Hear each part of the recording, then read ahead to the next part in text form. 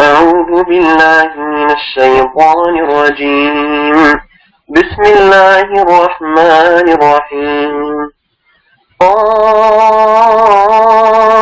والقرآن المجيد بل عجبوا أن جاءهم منذر منهم فقال الكافرون هذا شيء عجيب أإذا متنا وكنا ترابا ذلك رجع بعيد قد علمنا ما تنقص الأرض منهم وعندنا كتاب حفيظ بل كذبوا بالحق لما جاءهم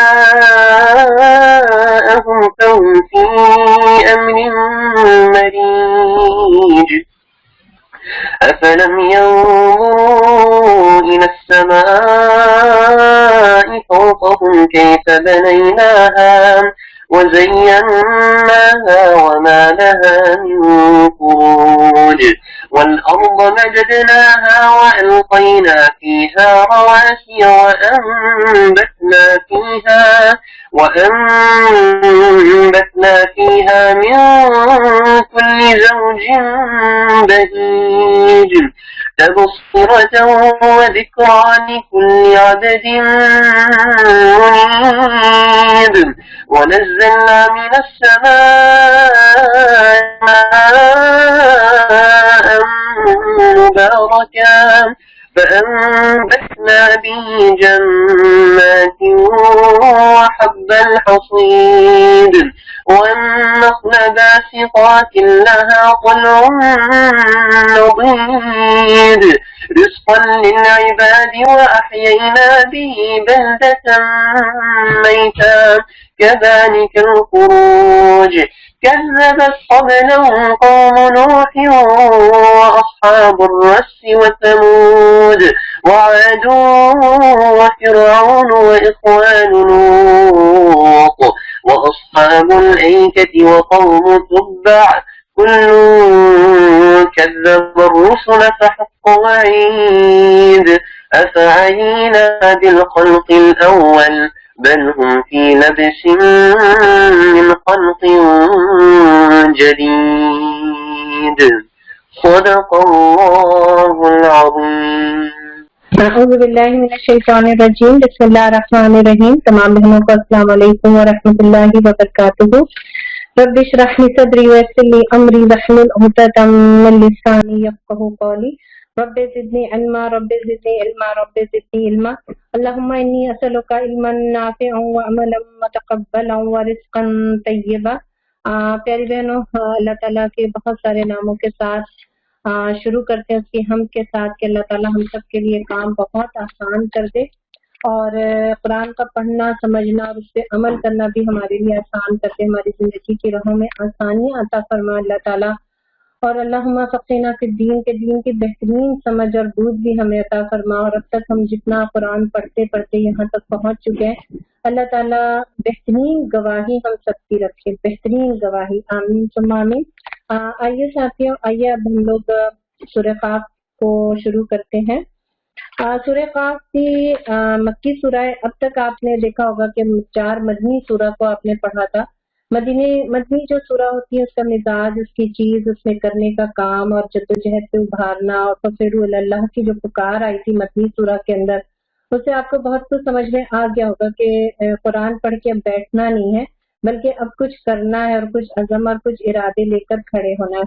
अच्छा, जब इंसान में पता नहीं बहुत ही इन सूरतों का आपस में जब ताल्लुक देती हूँ तो बड़ी हैरान होती है इस बात पे कि जब मदनी सूरह के अंदर जब कुछ करने का अज़म इंसान लेता है तो उसको फिर कुछ ताकत की जरूरत होती है, कुछ स्ट्रेंथ की जरूरत होती है।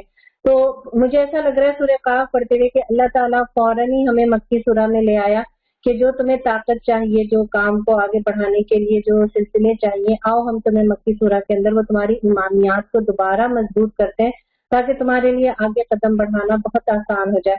हम सूरह काफ के अंदर देखेंगे कि आपने देखा कि पढ़ते पढ़ते चीजों में कि कहीं पे अंबिया कराम के वाकयात आए, कहीं पे आखिरत का मौजू आया, कहीं पे तौहीद आई, اس کے بعد مدنی سورہ کے اندر کچھ کرنے کا کام آیا، واپس اللہ تعالیٰ مکی سورہ کے اندر لا رہا ہے، تو اس میں دوبارہ آپ بہت نوٹ کیجیے گا کہ آخرت کی بہت یاد دہانی ہمیں ملے گی، اور وہی جو ان کے اعتراضات تھے کہ کیا ہم مر کر دوبارہ مٹی ہو جائیں گے تو کیا دوبارہ ہم اٹھا کھڑا کیے جائیں گے، تو یہ اعتراض ہمیں پھر اس کے اندر نظر آئے گا۔ پھر ایک چیز بڑی امپورٹنٹ ہمیں نظر آئے گی، وہ یہ کہ جو فرشتے ہیں جو ہماری باتیں نوٹ کر رہے ہیں، اللہ تعالیٰ کے جو ایجنٹ ہیں جو ہماری ہر چیزیں نوٹ کر کے اللہ تک پہنچا رہے ہیں، تو اس کی بھی اس آیت کے اندر ہمیں سارے سلسلے نظر آئیں گے۔ تو آئیے شروع کرتے ہیں۔ بسم اللہ الرحمن الرحیم۔ قاف قسم ہے قرآن مجید کی، بلکہ ان لوگوں کو تعجب اس بات پر ہوا کہ خبردار کرنے والا خود انہی میں سے ان کے پاس آ گیا۔ پھر منکرین کہنے لگے یہ تو عجب بات ہے کہ جب ہم مر جائیں گے اور خاک ہو جائیں گے تو دوبارہ اٹھائے جائیں گے، یہ واپسی تو عقل سے بعید ہے۔ حالانکہ زمین ان کے جسم میں سے جو کچھ کھاتی ہے وہ سب ہمارے علم میں ہے، اور ہمارے پاس ایک کتاب ہے جس میں سب کچھ محفوظ ہے۔ بلکہ ان لوگوں نے جس وقت حق ان کے پاس آیا اسی وقت اسے جھٹلا دیا، اسی وجہ سے اب یہ الجھن میں پڑے ہوئے ہیں۔ اچھا، تو کیا انہوں نے کبھی اپنے اوپر آسمان کی طرف نہیں دیکھا؟ کس طرح ہم نے اسے بنایا اور آراستہ کیا، اور اس میں کہیں کوئی رکھنا نہیں ہے۔ آپ پیاری ساتھیوں، آیت 1 سے 5 تک تو آپ نے ان کے اعتراضات دیکھے نا، جو وہی پرانی باتیں، وہی پرانی چیزیں ہیں۔ اصل میں ہمارا ذہن اس طرف ضرور جانا چاہیے کہ انسان ذرا سا بھی سوچے تو اس کو لگتا ہے کہیں دل میں چلو شک ہی آ جائے گا کہ نہیں، ہم جو کہہ رہے ہیں وہ غلط ہے، ایسا کیسے ہو سکتا ہے؟ یہ آسمان کس نے کھڑا کیا؟ یہ چاند سورج کس نے بنایا؟ یہ پودے، یہ زمین جو سوکھے پڑے ہوئے پودے تھے، ان میں زندگی کی لہر دوبارہ سبزہ نمو کیسے کون لایا؟ کوئی تو کبھی تو انسان کے ذہن جاتا ہوگا، سوچتا ہوگا۔ اصل میں ان لوگوں نے اس چیز سے انکار کیا۔ انکار کی کیا وجہ تھی؟ انکار کی وجہ یہ تھی جو کہ مجھے سمجھ میں آ رہی ہے، وہ یہ کہ جب دل کچھ کرنے پر آمادہ نہیں ہونا تو پھر انسان طرح طرح کے ہیلے بہانے کرتا ہے۔ انسان کو پتا ہوتا ہے کہ اسے اپنے بہت سارے شوق چھوڑنے ہوں گے، بہت ساری دلچسپیاں چھوڑنی ہوں گی، بہت سارے شب و روز چھوڑنے ہوں گے، بہت سارے مزاج چھوڑنے ہوں گے۔ تو جب انسان یہ سب کچھ چھوڑنا نہیں چاہتا ہے نا تو پھر اس کے پاس بہت سارے ایکسکیوزز ہوتے ہیں۔ تو مجھے آیت 1 سے 5 میں یہی والی کیفیت نظر آ رہی ہے۔ اب اللہ تعالیٰ آیت نمبر 6 سے ان کے ترتیبوں کا بالترتیب جواب دے رہے ہیں۔ آپ دیکھیے بالکل لاجیکلی ساری باتیں اللہ تعالیٰ رکھ رہے ہیں۔ اچھا، تو کیا انہوں نے کبھی اپنے اوپر آسمان کی طرف نہیں دیکھا؟ کس طرح ہم نے اسے بنایا اور آراستہ کیا، اس میں کہیں کوئی رکھنا نہیں ہے، اور زمین کو ہم نے بچھایا اور اس میں پہاڑ جمائے اور اس کے اندر ہر طرح کے خوش منظر نباتات اگا دیے۔ یہ ساری چیزیں آنکھیں کھولنے والی اور سبق دینے والی ہیں۔ یہ ساری تبصرۃ و ذکر لکل عبد منیب۔ اللہ تعالیٰ زمین و آسمان کی نشانیاں، چیزیں، پودے، پھل، ہر چیز دکھا رہا ہے، اور ضرور ان کا ذہن جاتا ہوگا۔ قدرت کو کون نہیں پسند کرتا ہے؟ ہر قدرتی چیز کا منظر کشی ہم میں سے ہر فرد کو پسند ہے۔ گویا کہ انسان جب ان چیزوں کو دیکھے اس کا اللہ سے تعلق بن جانا چاہیے۔ اللہ تعالیٰ ان کو فرما رہے آیت نمبر 1 میں، آنکھیں کھولنے والے اور سبق دینے والے ہر اس بندے کے لیے جو حق کی طرف رجوع کرنے والا ہو، جسے حق کی پہچان ہی نہیں ہونا، جو حق کی طرف آنا ہی نہیں چاہتا ہو، اس کو یہ ساری چیزیں سائنس کا کرشمہ تو نظر آئیں گی، اللہ کا کرشمہ نظر نہیں آئیں گی۔ اور آسمان سے ہم نے برکت والا پانی نازل کیا، پھر اس سے باغ اور فصل کے غلے اور بلند و بالا کھجور کے درخت پیدا کر دیے، جن پر پھلوں سے لدے ہوئے ترش خوشے طیبتیں لگتے ہیں۔ یہ انتظام ہے بندوں کو رزق دینے کا۔ اس پانی سے ہم ایک مردہ زمین کو زندگی بخش دیتے ہیں، مرے ہوئے انسانوں کا زمین سے نکلنا بھی اسی طرح ہوگا۔ اب آگے ان کے پورے سوال کا جواب۔ اور ان سے پہلے نوح کی قوم اور اصحاب الرس اور سمود اور عاد اور فرعون اور لوط کے بھائی اور ایکا والے اور تبا کی قوم کے لوگ بھی جھٹلا چکے ہیں۔ ہر ایک نے رسولوں کو جھٹلایا، آخرکار میری وعید ان پر چسپاں ہو گئی۔ کیا پہلی بار کی تخلیق سے ہم عاجز تھے؟ مگر نہیں، ایک تخلیق کی طرف سے یہ لوگ شک میں پڑے ہوئے ہیں۔ ہم نے پیاری ساتھیوں آیت نمبر 15 تک تو دیکھیں گی، وہ انکار آخرت اور پھر اللہ تعالیٰ کا دلیل سے جواب دینا اور ان کے ذہنوں کو جھنجھوڑنا، یہ سارے سلسلے چلتے رہے۔ ٹھیک ہے، آخرت کی پوری تیاری کی طرف اللہ تعالیٰ لے جا رہا ہے۔ اب اس کے بعد کی جو آیت ہے نا، یہ اس میں ہمارے لیے بہت زیادہ اصول ہیں ساتھیوں، اس کو بہت غور سے سنیے گا، جو چیز اہم لگے اس میں انڈر لائن بھی کیجیے گا۔ آئیے پڑھتے ہیں۔ وَلَقَدْ خَلَقْنَا الْإِنسَانَ، ہم نے انسان کو پیدا کیا۔ اللہ تعالیٰ کا طرز تخاطب دیکھیے، اللہ تعالیٰ ایک بہت ہی بادشاہانہ شان سے مجھے اور آپ کو کہہ رہا ہے، ہم نے انسان کو پیدا کیا اور اس کے دل میں ابھرنے والے وسوسوں تک کو بھی ہم جانتے ہیں۔ اللہ تعالیٰ نے ہمیں پیدا کیا ہے، کیا وہ ہمارے دل کے اٹھنے والے وسوسوں تک کو نہیں جانے گا؟ ہم ایک بچہ پیدا کرتے ہیں، اصل تو خالق اللہ کا ہے، لیکن ہمارا وہ بچہ ہوتا ہے، ہم کہتے ہیں نا ہم نے اسے پیدا کیا ہے، تو ہم اس کے بارے میں بہت اچھے سے جانتے ہیں۔ بچے کو کب کھانا چاہیے، اس کے چہرے سے اندازہ لگا لیتے ہیں کہ اسے کچھ چاہیے، ہے نا۔ بچے کو کب سونا ہے، اس کے رونے سے اندازہ لگا لیتے کہ نہیں یہ بھوک کا رونا نہیں ہے، یہ تو نیند کا رونا ہے نا، یہ مجھے پتا ہے یہ میرا بچہ ہے۔ ہم ان چیزوں سے اپنے بچے کی کتنی کیفیت، کیا چیز میرے بچے کو بادر کر رہی ہے، ہم فوراً بتا دیں گے نہیں سنیے یہ آواز بند کر دیں، اس سے یہ ڈر رہا ہے۔ ہم جو صرف ایک بچے کو پیدا کرتے ہیں، اللہ نے ہمارے دل میں وہ بات رکھی کہ ہم اس کی شناخت کر لیتے ہیں کہ اس کو کیا چیز کب چاہیے۔ اللہ جو 70 ماؤں سے زیادہ ہم سے محبت کرتا ہے پیاری بہنوں، جس نے مجھے پیدا کیا، وہ کہہ رہا سارے وسوسے ساری باتیں میں جانتا ہوں، میرے علم میں۔ ہم اس کی رگے گردن سے بھی اس سے زیادہ قریب ہے، رگے گردن من حبل الورید، یہ شہرت، اس سے بھی زیادہ ہے اللہ مجھ سے قریب۔ اللہ کہہ رہا ہے اتنا زیادہ کون ہو سکتا ہے تم سے قریب؟ کہاں پھرائے جا رہے ہو، کہاں جا رہے ہو، کس سے مدد لے رہے ہو، کس سے امیدیں باندھ رہے ہو، کس آستانے پہ تم سر رکھ رہے ہو، کر کیا رہے ہو تم؟ میں تمہارے بہت قریب ہوں، مجھے محسوس تو کرو۔ اور باقی آپ وہ وقت یاد کیجئے جب تنہائی میں ہو، آپ اکیلے ہو، آپ فکر مند ہو، آپ کو سوائے اللہ کے اور کوئی نظر ہی نہیں آتا، اس وقت آپ اسی سے مانگ رہے تھے اللہ تعالیٰ ہم آپ کے پاس آ گئے، بس اللہ تعالیٰ آپ مجھے تھام دیجئے، میری مشکل آپ دور کر دیجئے۔ یہ لمحے ہم سب کے پاس آئے، اللہ تعالیٰ انہی لمحوں کی یاد دہانی مجھ سے اور آپ سے کرا رہا ہے۔ کیا کرا رہا ہے؟ ہم اس کی رگے گردن سے بھی زیادہ اس سے قریب ہیں، اور ہمارے اس براہ راست علم کے علاوہ 2 کاتب اس کے دائیں اور بائیں بیٹھے ہر چیز ثبت کر رہے ہیں۔ 2 کاتب اس کے دائیں، اللہ تعالیٰ براہ راست تو سب کچھ جان رہا ہے، لیکن چونکہ انسان کی عادت ہوگی وہ جھٹلا دے گا، وہ جھگڑے گا، وہ سارے ایویڈنس کو کہہ دے گا، نفی کر دے گا، نہیں یہ ایسے نہیں تھا، نہیں یوں نہیں تھا، میں تو ایسے تھی، میرے پاس تو بالکل وقت نہیں تھا، میں تو بہت مصروف رہتی تھی، مجھے ڈرائیونگ کرنی ہوتی تھی، مجھے بچوں کو لانا ہوتا تھا، میرے بچے چھوٹے تھے، مجھے تو ٹائم ہی نہیں ملتا تھا، مجھے اپنی بہت ساری گیدرنگ نپٹانی ہوتی ہے، نہیں میں یہ انسان جب اتنی ساری بات کرے گا نا تو اللہ تعالیٰ اس کی گواہی کے لیے 2 فرشتوں کو دنیا میں بھی رکھا ہوا ہے جو دائیں بائیں بیٹھے میری ہر چیز لکھ رہے ہیں۔ ساتھیوں اگر کوئی کہے کہ آپ جس گھر میں بیٹھی ہیں اس کے باہر کوئی نگرانی کر رہا، آپ کی کیا کیفیت ہو جائے گی؟ آپ ہر بات سمجھ کے ہر چیز میں محتاط ہو جائیں گی نا۔ یہ فرشتے دائیں بائیں بیٹھے میرے اور آپ کی ہر بات، ہر نقل و حرکت، ہر چیز، چاہے وہ کر رہے ہیں نہیں کر رہے ہیں، ہر چیز وہ نوٹ کرتے چلے جا رہے ہیں۔ کیوں؟ تاکہ گواہیوں کی ضرورت ہوگی اس دن، ہم ہر چیز تمہاری لکھ رہے ہیں۔ ہمارے اس براہ راست علم کے علاوہ 2 کاتب اس کے دائیں بائیں بیٹھے ہر چیز ثبت کر رہے ہیں۔ کوئی لفظ اس کی زبان سے نہیں نکلتا ہے جسے محفوظ کرنے کے لیے ایک حاضر باش نگران موجود نہ ہو۔ کوئی چیز بھی، ہر چیز لکھنے کے لیے، اور یہ حاضر باش ہیں، یہ چوکنے ہیں۔ اور ہم نے اس دن بھی پڑھ لیا تھا نا کہ اللہ تعالیٰ کے جو فرشتے ہیں وہ ہر وقت ہمارے ساتھ ہوتے ہیں، دنیا میں بھی ہمارے ساتھ ہوتے ہیں، موت کے وقت بھی وہ ہمارے ساتھ ہوں گے، قبر میں بھی وہ ہمارے ساتھ ہوں گے، قیامت کے دن بھی وہ ہمارے ساتھ ہوں گے۔ جو اتنا ہمارے ساتھ ہوگا وہ پھر ہمارا ساتھی بن جائے گا۔ اللہ تعالیٰ فرما رہے ہیں پھر دیکھو وہ موت کی جا کنی حق لے کر آ پہنچی، یہ وہی چیز ہے جس سے تو بھاگتا تھا۔ فرشتوں کی ذمہ داری، فرشتوں کا کام بتا دینے کے بعد یہ فرشتے بھی عالم الغیب کی ساری چیزیں ساتھیوں، بس ہمیں یقین کرنا ہوگا، ساری بات اور سارا کام تو یقین پر ہے۔ اللہ تعالیٰ فرما رہا ہے کہ ان فرشتوں کی لکھائی اور ساری چیزوں کے بعد کیا چیز، اصل بات کیا آ رہی ہے؟ وَجَاءَتْ سَكْرَةُ الْمَوْتِ بِالْحَقِّ، پھر دیکھو وہ موت کی جاکنی حق لے کر آ پہنچی۔ یہ وہی چیز ہے جس سے تو بھاگتا تھا۔ کیا مطلب ہے بھاگتا تھا؟ کوئی ہائی وے تھوڑی کہ اس پہ بھاگ رہے ہیں۔ دنیا میں پسند نہیں کرتے تھے، نہیں ابھی موت کا ذکر نہیں کرو، ابھی کیا، ابھی تھوڑی مرنا ہے، ابھی تو بہت کپڑے پہننا، ابھی تو بہت کھانے، ابھی بہت جگہ گھومنا ہے، ابھی بڑی پارٹیز اٹینڈ کرنا ہے، ابھی تیاری نظر آ نہیں رہی ہے زندگی کے اندر اس موت کی تیاری جس کے لیے فرشتے ساری ایویڈنس لے کے یہاں سے ساری گواہیاں لے کے میرے اللہ کے پاس پہنچیں گے۔ وہ موت آئے گی، وہ وقت ضرور آئے گا، لیکن یہ وہی چیز ہے جس سے انسان دنیا میں دارالعمل میں بھاگ رہا ہے اور دارالجزا کے وقت پھر اس کے پاس کچھ بھی نہیں ہوگا۔ اللہ محفوظ رکھے، اللہ محفوظ رکھے۔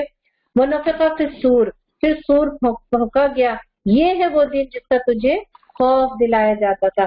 ہر شخص اس حال میں آ گیا کہ اس کے ساتھ ایک ہانک لانے والا اور ایک گواہی دینے والا ہے۔ احادیث میں آتا ہے جس کا مفہوم ہے کہ دنیا میں جو ہمارے سیدھے ہاتھ کے جو فرشتے ہیں جن کے پاس سارا ریکارڈ ہوگا، وہ سارا میرا پلندہ ساری میری فائل لے کر میرے ساتھ ساتھ چل رہے ہوں گے، اور الٹے ہاتھ کا جو فرشتہ ہے وہ ہانک کر لانے والا، گھسیٹ کر لانے والا ہوگا. قیامت کی ہیبت میں انسان کے ہاتھ پاؤں جواب دے جائیں گے، وہ چل ہی نہیں پائیں گے، تو وہ فرشتے انہیں ہانک کر گھسیٹ کر لائیں گے. اور ایک فرشتہ میرا پوری زندگی کا نام ہے مال پورا پلندہ اٹھایا ہوا ہوگا.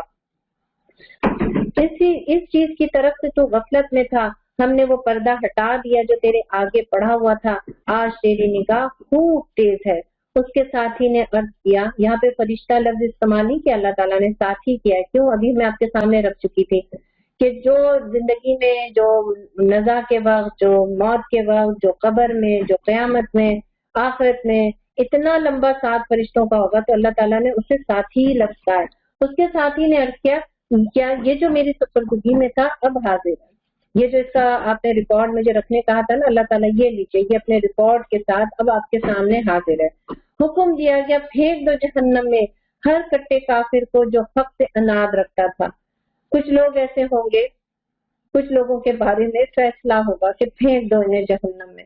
ان کا جرم کیا ہوگا؟ ان کی پوری چارج شیٹ اللہ تعالیٰ، ان کے جرائم کی فہرست اب اللہ تعالیٰ رکھتا ہے. جب یہ جرائم کی فہرست میرے اور آپ کے سامنے آئے نا ساتھیوں، تو صرف اپنے آپ کو چیک کرنا. صرف اب تو جو آخرت کی آیتیں اور باتیں آ رہی ہیں نا، اتنے سارے پاروں میں اتنا کچھ گزر چکا ہے کہ مجھے تو لگتا ہے کہ بس چپ چاپ خاموش بس پڑھتے رہیں اور دل کے اندر جانے دینا آیتوں کو. دل کے اندر ان آیتوں کو گھسنے دے ساتھی ہے. دل کے اندر جا نہیں رہی ہے چیزیں، وہ خوف آ ہی نہیں رہا ہے جس خوف میں اللہ مجھے اور آپ کو مبتلا کرنا چاہتا ہے. وہ تیاری کی طرف رجحان ہی نہیں جا رہا ہے. اللہ تعالیٰ یہاں پہ ان لوگوں کی پورے جرائم کی فہرست رکھتا ہے. وہ کیوں جہنم میں جائیں گے؟ کیوں؟ اس لیے کہ جو حق سے اناد رکھتا تھا، خیر کو روکنے والا تھا، اور حد سے تجاوز کرنے والا تھا، اور شک میں پڑا ہوا تھا، اور اللہ کے ساتھ کسی دوسرے کو خدا بنائے بیٹھا تھا. آپ دیکھیں یہ ساری چیزیں اللہ تعالیٰ نے 1 2 3 کر کے اس کے سامنے رکھ دیا ہے کہ یہ وہ ساری چیزیں ہوں گی جس کی وجہ سے کیا ہوگا؟ فی عذاب شدید، ڈال دو اسے سخت عذاب میں. اور اس کی جرائم کی فہرست کو 1 2 3 کر کے آپ ضرور لکھ لیں تاکہ نظر سے ذہن سے گزرے کہ کہیں ایسا تو نہیں ہے کہ کسی کی نفرت یا کسی سے حسد ہمیں حق سے یا اناد پہ مبتلا کر دیتی ہو. ایسا تو نہیں ہے کہ میں خود تو کچھ کر نہیں رہی ہوں، دوسروں کی بھی لیٹ پولنگ کر رہی ہوں، انہیں بھی روک رہی ہوں. ایسا تو نہیں ہے حد سے تجاوز. اللہ تعالیٰ نے ہمارے لیے ایک حد رکھی ہے، بار بار اس حد کو کراس کر جاتی ہو. تو ایسے سب لوگوں کے لیے کیا ہے کہ ڈال دو انہیں سخت عذاب میں. اس کے ساتھ ہی نے عرض کیا، خداوند میں نے اسے سرکش نہیں بنایا ہے بلکہ یہ خود ہی پرلے درجے کی گمراہی میں پڑا ہوا تھا. جواب ارشاد ہوا، میرے حضور جھگڑا نہ کرو. انسان وہاں پہ اللہ تعالیٰ سے جھگڑے گا نہیں. اللہ تعالیٰ بھی بچے چھوٹے تھے، ابھی فلاں کام تھا، ابھی میں بہت بزی تھی، ابھی لائف تھی، ابھی انجوائے کر رہی تھی، اس لیے یہ سارے کام ہوئے. انسان جب وہاں پہ اور کرے گا نا تو اللہ تعالیٰ کیا کریں گے کہ نہیں بند کر دو اس کام، یہ تو بہت جھگڑ رہی ہے. میں تم کو پہلے ہی انجام بس سے خبردار کر چکا تھا. میرے ہاں بات پلٹی نہیں جاتی اور میں اپنے بندوں پر ظلم توڑنے والا نہیں ہوں. آیت نمبر 30 کو ساتھیوں ذرا دیکھیے اور پڑھیے اس کو. یوم نقول لجہنم هل امتلأت وتقول هل من مزید.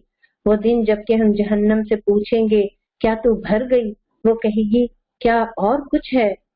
سیدنا انس کہتے ہیں کہ آپ صلی اللہ علیہ وسلم نے فرمایا دوزخی دوزخ میں ڈالے جائیں گے تو دوزخ یہی کہتی رہے گی حل من مزید، حل من مزید، کچھ اور ہے، تاہا کہ اللہ تعالیٰ اپنا قدم اس پر رکھ دے گا اور اس وقت وہ کہے گی بس بس میں بھر گئی. اللہم اجرنا من النار، اللہم اجرنا من النار. ساتھیوں یہ لفظ ہے حل من مزید، ہم نے سورہ آل عمران میں بھی دیکھا اور پڑھا تھا. اس وقت جب انسان دنیا کے چکروں میں ہوتا ہے نا تو بس حل من مزید، حل من مزید، اور چاہیے اور چاہیے. اللہ تعالیٰ اب اس گھر سے کام نہیں بنے گا، اگلا گھر چاہیے، اب یہ چیز نہیں چاہیے، وہ چیز چاہیے، اب یہ اسٹیٹس نہیں ہے، وہ مقام چاہیے. ساری زندگی اسی میں انسان لگا رہتا ہے. دنیا میں وہ بار بار اللہ تعالیٰ سے کہتا ہے حل من مزید، حل من مزید. اس دن جہنم کہے گی وتقول حل من مزید. اللہ اکبر، اللہ اکبر. وہ دن جبکہ ہم جہنم سے پوچھیں گے کیا تو بھر گئی، اور وہ کہے گی کیا اور کچھ ہے، اور جنت متقین کے قریب لے آئی جائے گی، کچھ بھی دور نہ ہوگی۔ پیاری اور عزیز بہنوں، میں آپ سے تھوڑا سا معذرت چاہتی ہوں، اصل میں ہمارے پڑوس والے گھر میں کنسٹرکشن ہو رہی ہے جس کا بہت شور آپ کو آ رہا ہوگا، لیکن ہو سکتا ہے یہ بھی اللہ کی آزمائش ہو۔ ہم ان ساری وسوسوں کو اور شور کو اور چیزوں کو پیاری بہنوں نظر انداز کر دیجیے، بس آپ کا قرآن کھلا ہو، آپ قرآن کھولی رہیے، میں بھی پڑھتی ہوں، اور جتنا اللہ تعالیٰ ہمیں سمجھ دے سکتا ہے نا ہم وہ کرتے چلے جائیں، پڑھتے چلے جائیں۔ یہ آیتیں تو اتنی دفعہ دوہر چکی ہیں، فکر آخرت کی کتنی چیزیں میرا اور آپ کے سامنے آ چکی ہیں۔ اللہ سے دعا مانگتے ساتھی واقعی اللہ تعالیٰ ہمیں ہمارا آسان حساب لیجیے گا۔ تو اتنی سہولتوں کے درمیان ہم نے قرآن پڑھا ہے، آج تھوڑے سے شور کے درمیان بھی پڑھ لیتے ہیں، انشاءاللہ تعالیٰ آپ ان چیزوں کو درگزر کیجیے گا۔ بسم اللہ الرحمن الرحیم۔ اور جنت متقین کے قریب لے آئی جائے گی، کچھ بھی دور نہ ہوگی، ارشاد ہوگا یہ ہے وہ چیز جس کا تم سے وعدہ کیا جاتا تھا۔ سبحان اللہ سبحان اللہ۔ اور یہ جنت جس کا وعدہ اللہ تعالیٰ نے کیا کن لوگوں کے لیے ہوگی؟ ہر اس شخص کے لیے جو بہت رجوع کرنے والا اور بڑی نگہداشت کرنے والا۔ یہ جنت کس کے لیے ہوگی؟ جو بہت رجوع کرتا تھا، جو جسے اپنے آپ کو اللہ کی نافرمانی سے، اپنی خواہش نفس کی پیروی سے اپنے آپ کو بچایا ہوگا، جس کی زندگی میں اللہ تعالیٰ کو کیا پسند ہے اس کی بڑی اہمیت ہوگی۔ تو ایسے لوگوں کو اللہ تعالیٰ کیا کہتا ہے؟ وہ ہم سے بار بار رجوع کرتے ہیں۔ اور بڑی نگہداشت کرنے والا، کن چیزوں کی نگہداشت کرنا؟ اللہ کے حدود کی نگہداشت کرنا، اپنے فرائض، اپنے نمازوں کی نگہداشت کرنا، جو امانتیں اللہ تعالیٰ نے باتوں کے لحاظ سے، کام کے لحاظ سے، پیسوں کے لحاظ سے اور دین کی ذمہ داری کے لحاظ سے اللہ نے جو امانتیں دی ہیں، ان امانتوں کا پاس اور لحاظ رکھنا، اللہ کی راہ میں اپنی اوقات، اپنی قوتیں، اپنی محنتیں، اپنی کوششیں، ان سب چیزوں کو غلط جگہ سے لگانے سے بچانا۔ ہمارے پاس بہت صلاحیتیں ساتھیوں، ان صلاحیتوں کو ہم کہیں غلط جگہ تو نہیں لگا رہے، ان سب جگہوں سے اپنے آپ کو بچا کے نکال لینے والے کو کیا کہتے ہیں؟ نگہداشت کی، اس نے حفاظت کیا۔ تو جنت میں جانے والوں کی کوالٹی یہ ہوگی کہ وہ نگہداشت کرتے تھے، جو بے دیکھے رحمان سے ڈرتا تھا۔ واقعی بے دیکھے، میں اس لفظ کو سوچ رہی تھی رجوع کرنا، بے دیکھے رحمان، بات مجھے ایک جیسی لگ رہی تھی، لیکن اللہ تعالیٰ نے ان کو الگ الگ ذکر کیا، گویا کہ وہ اللہ تعالیٰ کو محسوس کرتے تھے۔ ہر غلط کام کے وقت ان کو ایک خوف ہوتا تھا کہ کہیں ایسا تو نہیں کہ اللہ تعالیٰ کے ہمیں پکڑ لیا جاؤ، اپنی خوشی میں، اپنے غم میں، ہر جگہ ان باتوں کا ان کو بہت احساس رہتا تھا کہ اللہ دیکھ رہا ہے۔ اور جو دل گرویدہ لیے گئے تھے، ہم نے بار بار کئی دل پڑھے نا، قلب منیب، قلب سلیم، ہے نا، ہم بار بار کئی طرح کے دل پڑھ رہے ہیں۔ تو اس میں بھی اللہ تعالیٰ وہ قلب منیب سے مراد ایسا دل ہے جو ہر طرف سے رخ پھیر کر ایک اللہ کی طرف مڑ گیا۔ سبحان اللہ، کتنی پیاری باتیں ہیں یہ، کتنی پیاری باتیں ہیں یہ۔ ہم ایسا دل کر سکتے ہیں نا؟ میرے دل میں اللہ کیوں نہیں ہے؟ میرے دل میں اتنے سارے لوگوں کا خوف، اتنے سارے لوگوں کے ارمان بیٹھے ہوئے، وہاں کہیں اللہ جگہ بنا نہیں پا رہا ہے۔ تو ہمارے اللہ سے دعا کرتے ہیں کہ واقعی اللہ یہ کوالٹی ہمارے اندر بھی دیکھے کہ ہم آپ سے واقعی بہت رجوع کرنے والے ہوں، ہم اپنے ایمان کی، اپنے وعدوں کی نگہداشت کرنے والے ہوں، ہم بے دیکھے رحمان سے، اللہ تعالیٰ ہم آپ سے ڈرنے والے ہوں۔ اللہ تعالیٰ ایک ایسا دل دیجیے گا جس کا ہر رخ آپ ہی کی طرف جاتا ہو۔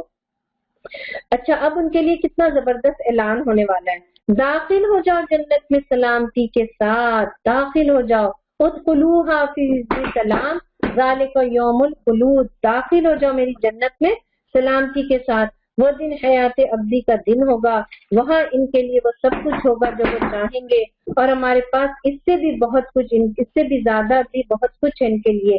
ہم ان سے پہلے بہت سی قوموں کو ہلاک کر چکے ہیں جو ان سے بہت زیادہ طاقتور تھی اور دنیا کے ملکوں کو انہوں نے چھان مارا تھا، پھر کیا وہ کوئی جائے پناہ پا سکے؟ اس تاریخ میں عبرت کا سبق ہے ہر اس شخص کے لیے جو دل رکھتا ہو یا جو توجہ سے بات کو سنے۔ کس کے لیے سبق ہوتا ہے؟ جو انسنی کر جاتا ہے اس کے لیے نہیں، قرآن کی باتوں میں سبق اس کے لیے ہے جو بات کو غور سے سنتا ہو اور بات کے بہترین پہلو کی طرف اپنا ذہن لے جاتا ہو۔ اللہ تعالیٰ کو ایسے لوگ پسند ہے، انہی کو ہدایت ملتی ہے۔ دعا تمنا کرتے ہیں ساتھیوں، ہم بھی باتوں کو توجہ اور غور سے سننے والے ہو، ہنسی مذاق میں اڑا دینے والے نہ ہو، غیر سنجیدہ رویہ نہ ہو ہمارا۔ ہم نے زمین و آسمان پر اس کے درمیان کی ساری چیزوں کو 6 دنوں میں پیدا کر دیا اور ہمیں کوئی تکان لاحق نہ ہوئی۔ بس اے نبی صلی اللہ علیہ وسلم، جو باتیں یہ لوگ بناتے ہیں ان پر صبر کرو اور اپنے رب کے ہم کے ساتھ اس کی تسبیح کرتے رہو، طلوع آفتاب اور غروب آفتاب سے پہلے اور رات کے وقت، پھر اس کی تسبیح کرو سجدہ ریزیوں سے فارغ ہونے کے بعد بھی۔ اور سنو، جس دن منادی کرنے والا ہر شخص کے قریب ہی سے پکارے گا، جس دن سب لوگ آواز حشر کو ٹھیک ٹھیک سن رہے ہوں گے، وہ زمین سے مردوں کے نکلنے کا دن ہوگا۔ ہم ہی زندگی بخشتے ہیں اور ہم ہی موت دیتے ہیں، ہماری طرف ہی ان سب کو پلٹنا ہے۔ جب زمین پھٹے گی اور لوگ اس کے اندر سے نکل کر تیز تیز بھاگے جا رہے ہوں گے، یہ حشر ہمارے لیے بہت آسان ہے۔ ساتھیوں، بارہا ایسا تجربہ ہوا ہے، بارہا 90s میں جن لوگوں نے حج کیا، اس میں ایک حج میں بہت زیادہ خیمے جل گئے تھے اور لوگ بہت شہید ہوئے تھے۔ مینا کے میدان میں ایک عجیب افراتفری کا وہ ایک وقت تھا۔ ہماری ایک ساتھی ان دنوں حج کرنے نا، جب ہم نے ان سے پوچھا تو وہ کہہ رہی تھی کہ اس آیت کو پڑھو اور وہ حج کا منظر دیکھو تو لگتا ہے ایک منظر ہے، افراتفری، ہم لوگ سرپٹ بھاگے جا رہے ہیں، آواز آ رہی ہے آگ لگ گئی، آگ لگ گئی، بھاگو بھاگو۔ کہیں گے جب اچھا خاصا گھنٹہ بھر بھاگ بھاگ کے حلق خشک، دوپٹے کہیں، چپل پیروں میں نہیں، پانی کی بوتل تھی، کچھ نہیں پتا، دوسروں کی بوتل ہمارے ہاتھ میں، ہماری بوتل کا ہمیں کچھ نہیں پتا۔ جب ایک گھنٹہ بھاگتے گئے تو وہاں سے دیکھا سرپٹ لوگ ادھر سے دوڑے چلے آ رہے ہیں، ارے یہ کیا، نہیں اپوزٹ ڈائریکشن میں بھاگو، وہاں آگ تو اس طرف لگی ہے، تم لوگ تو آگ کی طرف آ رہے ہو۔ پھر واپس سرپٹ دوسری طرف دوڑنا، ایک عجیب طریقے سے کہہ رہی تھی کہ قیامت کا وہ منظر تھا۔ تو اللہ تعالیٰ تو یہ منظر سے دنیا میں گزارتا رہتا ہے۔ ایسے کتنوں کے انٹرویوز آتی ہیں جب زلزلے ہوتے ہیں، جب طوفان آتے ہیں، جب کہیں بھگدڑ مچ جاتی ہے، ان کے انٹرویوز سنیں، آپ کو یہی لگے گا کہ ہم نے قیامت کا منظر دیکھا۔ اللہ تعالیٰ قرآن پڑھاتے پڑھاتے منظر کو لے کر آ رہا ہوتا ہے سامنے۔ اللہ محفوظ رکھے، اللہ ہم سب کو محفوظ رکھے۔ اے نبی صلی اللہ علیہ وسلم، جو باتیں یہ لوگ بنا رہے ہیں ہم خوب جانتے ہیں، تمہارا کام ان سے جبرن بات منوانا نہیں ہے، بس تم اس قرآن کے ذریعے سے ہر اس شخص کو نصیحت کرو جو میری تنبیہ سے ڈرے۔ سب یہ قرآن ہی کی دعوت ہی سے تبدیلی آ سکتی ہے، قرآن ہی ایک نصیحت ہے۔ دنیا کی ہزاروں آپ کتابیں پڑھ لیں، اسے دل نہیں پلٹ پاتے، وقتی طور سے متاثر تو ہو جاتے ہیں، لیکن قرآن وہ موضوعاتی کتاب ہے جو اندر سے دل کی دنیا بدلتی ہے۔ اس وقت جو میری اور آپ کی حالت ہو رہی ہے، جو دورہ قرآن کے بیچ میں جو ہمارے دل کی کیفیت ہوتی ہے، اللہ تعالیٰ اس دل کی کیفیت کو میرے اور آپ کے سنبھال کے رکھے، آمین ثم آمین۔ سورہ ذاریات شروع ہو رہی ہے، یہ بھی سورہ مکی ہے۔ آخرت کا اس میں بہت ذکر ہے، اس میں ہواؤں کا ذکر ہے، اس میں اللہ تعالیٰ اپنی نشانیاں بتا رہا ہے، اور اس کے اندر اللہ تعالیٰ زندگی کو بامقصد گزارنے کے لیے چیزیں بتا رہا ہے۔ آئیے دیکھتے ہیں اس سورہ کو، چلیے بسم اللہ الرحمن الرحیم۔ قسم ہے ان ہواؤں کی جو گرد اڑانے والی ہے، پھر پانی سے لدے ہوئے بادل اٹھانے والی ہے، پھر سبک رفتاری کے ساتھ چلنے والی ہے، پھر ایک بڑے کام بارش کی تقسیم کرنے والی ہے۔ دیکھیے ایک ہوا سے اللہ تعالیٰ کتنے کام لے رہے ہیں۔ ہوا چل رہی ہے نا، جو گرد و غبار بھی اڑا رہی ہے، کچھ مٹی کی سوندھی سوندھی خوشبو بھی آ رہی ہے، کچھ بادل کے آثار بھی لگ رہے ہیں۔ پھر وہی ہوا پانی سے لدے ہوئے کتنے گیلن ٹنوں پانی اوپر بادل لیے کو لیے چلی جا رہی ہے، وہ کہیں گر بھی نہیں رہے تب تک کہ اللہ تعالیٰ اور وہ بادل کو اٹھائے رفتاری سے چل رہی ہے کہیں، اور اس کے بعد پھر وہی بادل برسنا شروع ہو جاتے ہیں، بارش ہو جاتی ہے۔ اللہ تعالیٰ یہ سب کچھ بتا کے اصل میں اپنی پاور بتانا چاہ رہا ہے۔ حق یہ ہے کہ جس چیز کا تمہیں خوف دلایا جا رہا ہے وہ سچی ہے اور جزائے اعمال ضرور پیش آنے ہیں۔ قسم ہے متفرق شکلوں والے آسمان کی، آخرت کے بارے میں تمہاری بات ایک دوسرے سے مختلف ہے، اس سے وہی برگشتہ ہوتا ہے جو حق سے پھرا ہوا ہے۔ مارے گئے قیاس و گمان سے حکم لگانے والے جو جہالت میں غرق اور غفلت میں مدہوش ہیں۔ ساتھیوں آپ ذرا سا سوچیے، یہ قیاس اور گمان ہے کیا چیز؟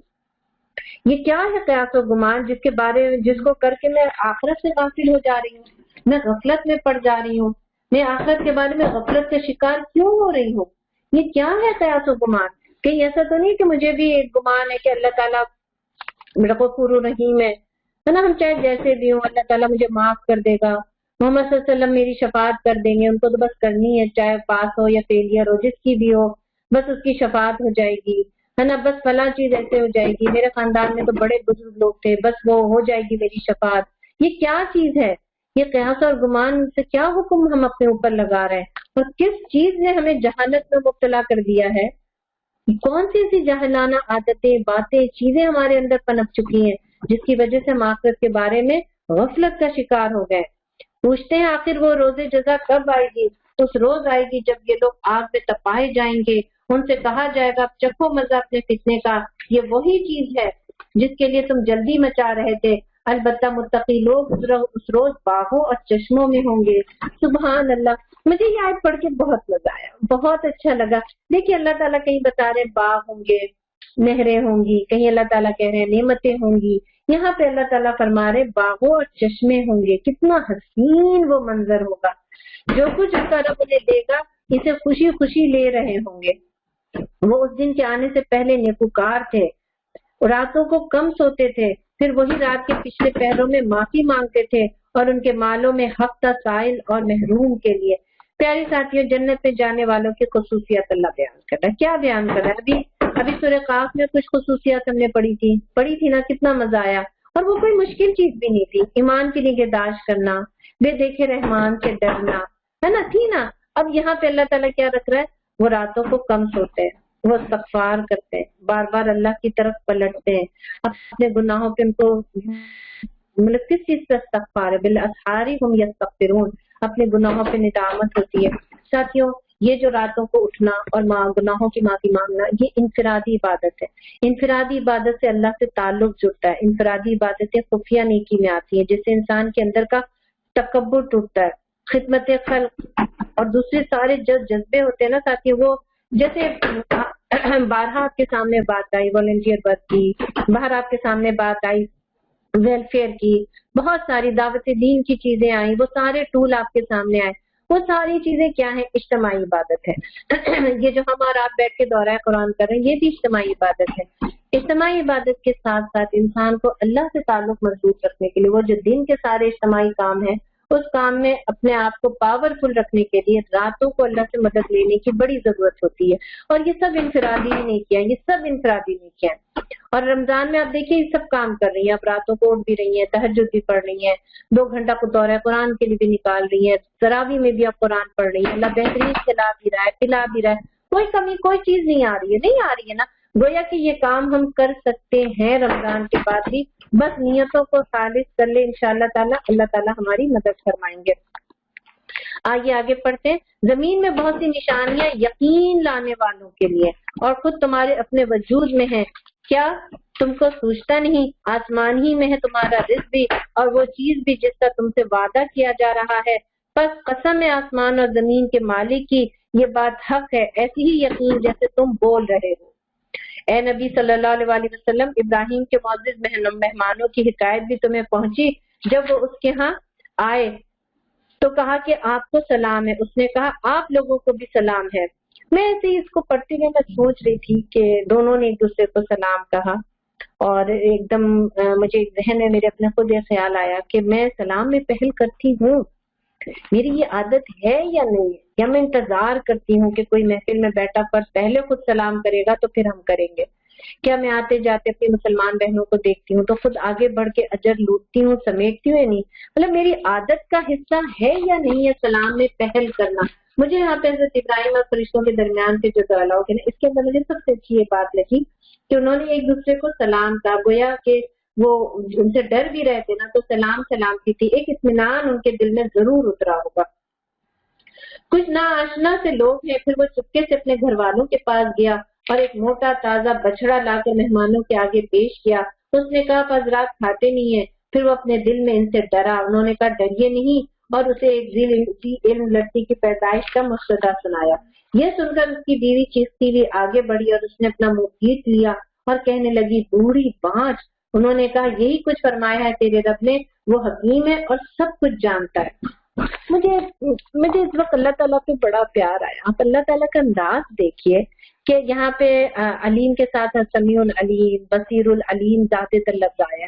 یہاں پہ چونکہ ایک ڈاکٹر والا سارا کام ہے نا، مطلب ڈاکٹر کے پاس انسان جاتا ہے سارے کاموں کے لیے، اولاد کے لیے، چیزوں کے لیے، تو اللہ تعالیٰ نے اس لیے یہاں پہ اپنی صفت حکیم استعمال کیا ہے کہ وہ حکیم ہے، اس کی حکمت ہے، اسے پتا ہے کیا چیز کیسے ہونی ہے، کیا سب کچھ ہونا ہے. تو اللہ تعالیٰ نے اپنی اس صفت کو حکیم بھی، وہ علیم بھی ہے. کس کو کیا چاہیے، وہ ڈاکٹر، وہ طبیب ہے، اللہ وہ سب کچھ جانے گا. تمہاری تکلیف اور جو تمہاری خواہش ہے اس کو پورا کر دے گا، تکلیف کو رفع کر دے گا۔ سبحان اللہ۔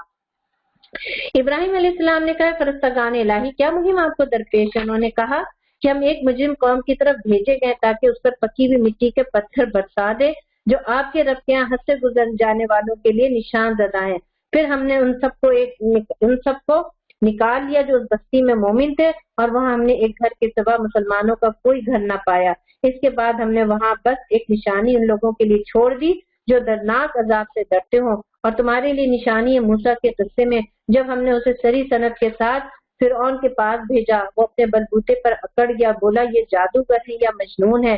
آخر کار ہم نے اسے اور اس کے لشکروں کو پکڑا اور سب کو سمندر میں پھینک دیا، اور وہ ملامت زدہ ہو کر رہ گیا۔ اور تمہارے لیے نشانی ہے عاد میں جبکہ ہم نے ان پر ایک ایسی بے خیر ہوا بھیج دی جس چیز پر بھی وہ گزر گئی اسے بوسیدہ کر کے رکھ دیا۔ اور تمہارے لیے نشانی ہے سمود میں جب ان سے کہا گیا کہ خاص وقت تک مزے کر لو، مگر اس تنبیہ پر بھی انہوں نے اپنے رب کے حکم سے سرتابی کی۔ آخر کار ان کے دیکھتے دیکھتے اچانک ٹوٹ پڑنے والا عذاب ان کو آ دیا، پھر نہ ان میں اٹھنے کی طاقت تھی اور نہ وہ اپنا بچاؤ کر سکتے تھے۔ اور ان سب سے پہلے ہم نے نوح کی قوم کو ہلاک کیا کیونکہ وہ فاسق لوگ تھے۔ آسمان کو ہم نے اپنے زور سے بنایا اور ہم اس کی قدرت رکھتے ہیں، زمین کو ہم نے بچھایا اور ہم بڑے اچھے ہموار کرنے والے، ہر چیز کو ہم نے جوڑے بنایا، شاید کہ تم اس سے سبق لو۔ بس دوڑو اللہ کی طرف، میں تمہارے لیے اس کی طرف سے صاف صاف خبردار کرنے والا ہوں۔ پیاری ساتھیوں، ذرا اس لفظ کو ہائی لائٹ کیجئے، فَفِرُّوا إِلَى اللَّهِ۔ اب تک آپ پڑھتی آئیں گی وَفِرُّوا إِلَى اللَّهِ ہے نا؟ اب یہ ایسی آیت پڑھتی تھی سورت سے، تیزی کرو، جلدی چلو، جلدی دوڑو، وقت کم ہے، عمر کم ہے، تجربے میں سب چیز نکل جائے گی، دوڑو دوڑو، جلدی کرو، کوئی بھی فیصلہ ہے، کوئی بھی بات ہے، اتنا مت سوچو کہ وقت ہی نکل جائے۔ یہاں پہ اللہ تعالیٰ ایک اور جملہ بہت پیارا استعمال کریں، فَفِرُّوا، بس دوڑو اللہ کی طرف۔ پیاری ساتھیوں، میں ایسی اپنے لیے بھی سوچ رہی تھی، آپ بھی ذرا اپنے لیے سوچیں کہ میں نے سوچا ہے کہ کبھی کہ مجھے اللہ کی طرف بھی دوڑنا ہے؟ یہ تو میں نے کبھی نہیں سوچا۔ مجھے دنیا کی طرف دوڑنا ہے، مجھے ان سے آگے بڑھنا ہے، مجھے ان سے آگے بڑھنا ہے، جلدی کرنا ہے، بس یہ بچہ پڑھ لے، وہ کر لے، یہ ہو جائے، ہے نا؟ میں نے ہر چیز میں ایک دوڑ لگائی ہوئی تھی۔ لائف ہی بزی ہے، ذرا سا دیکھیے نا آپ سب اپنی زندگی کے مصروفیات کے اندر، ہر آدمی کہیں نہ کہیں جا رہا ہے، ہر آدمی کہیں نہ کہیں دوڑ رہا ہے۔ کیا میں اللہ کے لیے بھی کبھی دوڑی ہوں؟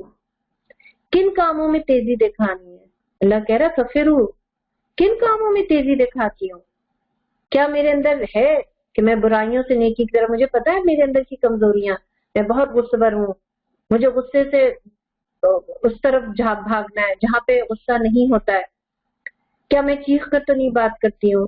کہیں میں اٹھلا کر تو نہیں بات کرتی ہوں؟ مجھے کس طرف دوڑنا ہے؟ مجھے ان چیزوں کو چھوڑنے کی طرف دوڑنا ہے۔ میرا انداز، میرا لہجہ، میرا موڈ، میرا مزاج، میرا لباس، کیا میں ان سب کو پیچھے چھوڑ کے آگے دوڑنے کے لیے تیار ہوں؟ ہے ایک نئی چیز لینے کے لیے تیار ہوں میں اور آپ؟ ساتھیوں، سلام میں پہل، عیادت میں پہل، قرآن پڑھنے میں پہل، دعویٰ کے کام میں پہل۔ آئیے ساتھیوں اللہ کی طرف بھاگتے ہیں، آئیے ساتھیوں اللہ کی طرف دوڑتے ہیں، کتنا مزہ آئے گا۔ اس دورہ قرآن سے یہی ارادے باندھ لینا تو یہی ارادہ انشاءاللہ تعالی ہمیں بہت بہت آگے لے جائے گا، اللہ کی اس جنت کی طرف لے جائے گا، اس مغفرت کی طرف لے جائے گا جس کی اس قرآن میں اللہ نے وعدہ فرمایا ہے۔ بس دوڑو اللہ کی طرف، میں تمہارے لیے اس کی طرف سے صاف صاف خبردار کرنے والا ہوں۔ نہ بناؤ اللہ کے ساتھ کوئی دوسرا معبود، میں تمہارے لیے اسی کی طرف سے صاف صاف خبردار کرنے والا ہوں۔ یوں ہی ہوتا رہا، ان سے پہلے کی قوموں کے پاس بھی کوئی رسول ایسا نہیں آیا جسے انہوں نے یہ نہ کہو کہ یہ ساحر ہے یا مجنون۔ اللہ کے نبی کو تسلی دی جا رہی، ان کو بھی یہی الفاظ سننے کو مل رہے۔ کیا ان سب نے آپس میں اس پر کوئی سمجھوتا کر لیا؟ نہیں، بلکہ یہ سب سرکش لوگ ہیں۔ بس اے نبی صلی اللہ علیہ وسلم ان سے رخ پھیر لو، تم پر کچھ ملامت نہیں، البتہ نصیحت کرتے رہو کیونکہ نصیحت ایمان لانے والوں کے لیے نافع ہے۔ میں نے جن اور انسان کو اس کے سوا کسی کام کے لیے نہیں پیدا کیا کہ وہ میری بندگی کرے۔ وَمَا خَلَقْتُ الْجِنَّ وَالْإِنسَ إِلَّا لِيَعْبُدُونِ۔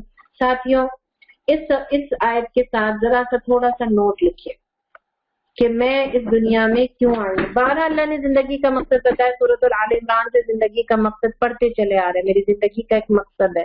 میری زندگی کا ایک مشن ہے، میں اس دنیا میں کیوں آئی ہوں، مقصد پورا کیسے کروں گی، میری زندگی کا کیا مقصد ہے۔ الا لیعبدون، اللہ تعالیٰ نے عبادت کے لیے پیدا کیا، عبد بندگی اور غلامی۔ جب تک ہم اللہ تعالیٰ ہم دنیا کے دیگر کام اور فرائض میں رہیں گے نا، ہم عبادت بندگی میں ہی رہیں گے، اللہ کی عبد میں رہیں گے۔ لیکن جیسے ہی میں اس بندگی اور غلامی سے تھوڑا اپنی اوپر پوسٹ ہائی کرنا چاہتی ہوں، بھئی یہ میری پوسٹ تھوڑا سا اور آگے، میں غلامی کی پوسٹ سے تھوڑا آگے اوپر اٹھنا چاہتی ہوں، تو پھر اس پوسٹ کو اوپر کرنے کے لیے اللہ تعالیٰ نے ایک اور پرکشش چیز رکھی میرے اور آپ کے سامنے، وہ ہے انصار اللہ۔ جو اللہ کے کام میں مدد کرے گا، اللہ اس کی بندگی و غلامی سے پوسٹ اوپر کر دیں گے اور اس کی پوسٹ بن جائے گی اللہ کے مددگار کی۔ پیاری بہنوں، الحمدللہ الحمدللہ، اتنا آپ کے سامنے ایک پوری کلاس، ایک پورا دورہ قرآن، ایک پوری چیزیں رکھی ہیں، ایک سلسلہ پورا آپ کے سامنے رکھ رہے ہیں۔ یوٹیوب کے اندر کلاسیں ہو رہی ہیں، آپ کا دورہ قرآن ہو رہا ہے، کتنے لوگ اس دورہ قرآن کے پیچھے، کتنے ذہن کام کر رہے ہیں، کیا کیا پلاننگ ہو رہی ہے، کیا کیا دعائیں ہو رہی ہیں، اجتماعیت کی یہ برکات، اجتماعیت کی یہ چیزیں۔ ساتھیوں، یہ آیت جو ہے مقصد زندگی کی طرف جو لے جاتی ہے، میری زندگی کے مقصد کو اجاگر کرتی ہے کہ نہیں کرتی ہے، میں بھی ان کاموں میں اپنا حصہ ڈالنا چاہتی ہوں کہ نہیں ڈالنا چاہتی ہوں۔ آپ دیکھیے، مجھے ایک بڑا اچھا ایک آیت کا دوسرا آیت سے کمبینیشن محسوس ہوتا ہے کہ اس آیت کے اندر اللہ تعالیٰ کہ ہمیں زندگی کا مقصد بتا رہے ہیں، زندگی کا مقصد بتانے سے پہلے اللہ تعالیٰ نے کہہ دیا فَفِرُّوا، دیکھو اس مقصد کے لیے تمہیں دوڑنا پڑے گا، اس مقصد کے لیے تمہیں آگے جانا پڑے گا۔ ایسے نہیں ہوگا، ایسے نہیں کام ہوگا کہ ہم بس سوچتے رہ جائیں، ہم بس کاہلی رب میں رہے، ہم بس سستی آ رہی ہے، ابھی بچے بڑے ہو جانے کا انتظار ہے۔ ساتھیوں، بچے تو بڑے ہو جائیں گے، یاد رکھیے گا، بڑے بچے بڑے مسائل، بڑی چیزیں، بچے چھوٹے ہی آپ کے قابو میں۔ یہ شیطان کا دھوکہ ہوتا ہے کہ وہ کہتا ہے ابھی بچے چھوٹے ہیں، جو چیزیں جتنی اپنی حجم میں بڑی ہونے لگتی ہیں نا، وہ ان کی فکریں بھی اتنی بڑی ہونے لگتی ہیں۔ اللہ تعالیٰ مجھے اور آپ کو زندگی کے مقصد کی طرف لا رہا ہے۔ ساتھیوں، اس مقصد کے لیے آپ اپنے آپ کو پیش کر سکتی ہیں، آپ کو اپنے آپ کو پیش کرنا چاہیے۔ آپ پوچھئے، آپ دیکھیے اس مقصد میں اور کیا کیا چیزیں ہیں۔ آپ کے پاس لکھنے کی صلاحیت ہے، ہمارا نور آپ کے سامنے حاضر ہے۔ آپ اگر ٹیچنگ اچھی کر سکتی ہیں، آپ ہماری MCNA کی ٹیچر بن سکتی ہیں۔ اگر آپ کے پاس صلاحیت ہے نوجوان لڑکیوں کو آگے بڑھانے کی، لے کر چلنے کی، ہماری MYN آپ کے ساتھ کھڑی ہے۔ آپ کے پاس کوئی ایسا ٹیلنٹ ہے کمپیوٹر کا، چیزیں آپ جانتی ہیں، اس طرح کی تعلیم یافتہ ہے، آپ اپنے آپ کو ویب سائٹ میں، سوشل میڈیا میں پیش کر سکتی ہیں۔ ساتھیوں، زندگی کے مقصد سے اس آیت سے ایسے نہیں گزرنا ہے کہ ہاں میرے اللہ تعالیٰ نے باقی ہمیں تو بندگی کے لیے پیدا کیا، شاید بند اللہ لیعبدون سے ہم یہ سمجھیں گے نماز روزہ زکوٰۃ کے لیے اللہ نے پیدا کیا، بے شک پیدا کیا، یہی فرائض ہے جن کی قیامت کے دن پوچھ ہوگی، لیکن ان فرائض کے ساتھ بندگی کی بھی پوچھ ہوگی۔ گھر میں نماز پڑھنا شاید آسان ہے، تسبیح پڑھنا گھر بیٹھے بہت آسان ہے، باہر نکل کے اللہ کے دین کے لیے جدوجہد کرنا، اس کے لیے سوچنا، اس کو آرگنائز کرنا، اس کے لیے پلاننگ کرنا، بے شک یہ ایک مشکل کام ہے، لیکن اللہ تعالیٰ کہہ رہا ہے فَفِرُّوا إِلَى اللَّهِ، دوڑو اللہ کی طرف۔ اللہ تعالیٰ سے بہت دعا کیجیے ساتھیوں کہ اللہ تعالیٰ ہمیں اپنی راہ میں دوڑنے والا بنائے، ہمیں اپنی مقصد زندگی سے جوڑ کے رکھے، آمین ثم آمین۔ میں ان سے کوئی رزق نہیں چاہتا اور نہ یہ چاہتا ہوں کہ وہ مجھے کھلائے، اللہ تو خود ہی رازق ہے، بڑی قوت والا اور زبردست۔ بس جن لوگوں نے ظلم کیا ان کے حصے کا بھی ویسے ہی عذاب تیار ہے، جیسا انہی جیسے لوگوں کو اس کے حصے کا مل چکا ہے۔ اس کے لیے مجھ سے جلدی نہ مچائے، آخر کو تباہی کفر کرنے والوں کے لیے اس روز جس کا انہیں خوف دلایا جا رہا ہے۔ ساتھیوں، 1 منٹ آپ رکیے گا۔ پیاری بہنوں، جویریہ بہن آ چکی ہیں، تو اب انشاءاللہ تعالیٰ وہ آگے سورہ لے کر چلیں گی، تو میری طرف سے السلام علیکم۔ اعوذ باللہ من الشیطان الرجیم، بسم اللہ الرحمن الرحیم، السلام علیکم ورحمۃ اللہ وبرکاتہ۔ جزاک اللہ خیر سبینہ جی، آپ کے ساتھ تھوڑا دیر سے شریک ہوئی، اس کی وجہ یہ ہے کہ میری بیٹی کے اسکول سے فون آ گیا تھا، اس کو چوٹ لگی تھی، مجھے اسے لینے جانا تھا۔ سبینہ جی کا بہت بہت شکریہ، اللہ تعالیٰ آپ کو جزائے خیر دے کہ آپ نے ٹیک اوور کر لیا۔ ہم شروع کریں گے سورہ حجرات کی، جس آیت سے ہم نے ختم کیا تھا، وہاں سے ہم شروع کرتے ہیں اور آگے کی کلاس کو کنٹینیو کرتے ہیں۔ اعوذ باللہ من الشیطان الرجیم، بسم اللہ الرحمن الرحیم، رب اشرح لی صدری ویسر لی امری واحلل عقدۃ من لسانی یفقہوا قولی۔ شروع اللہ کے نام سے جو بڑا مہربان اور نہایت رحم کرنے والا ہے۔ لوگوں ہم نے تم کو ایک مرد اور ایک عورت سے پیدا کیا اور پھر تمہاری قومیں اور برادریاں بنا دیں تاکہ تم ایک دوسرے کو پہچانو. در حقیقت اللہ کے نزدیک تم میں سب سے زیادہ عزت والا وہ ہے کہ تمہارے اندر سب سے زیادہ پرہیزگار ہے. یقیناً اللہ سب کچھ سننے، سب کچھ جاننے والا اور باخبر ہے.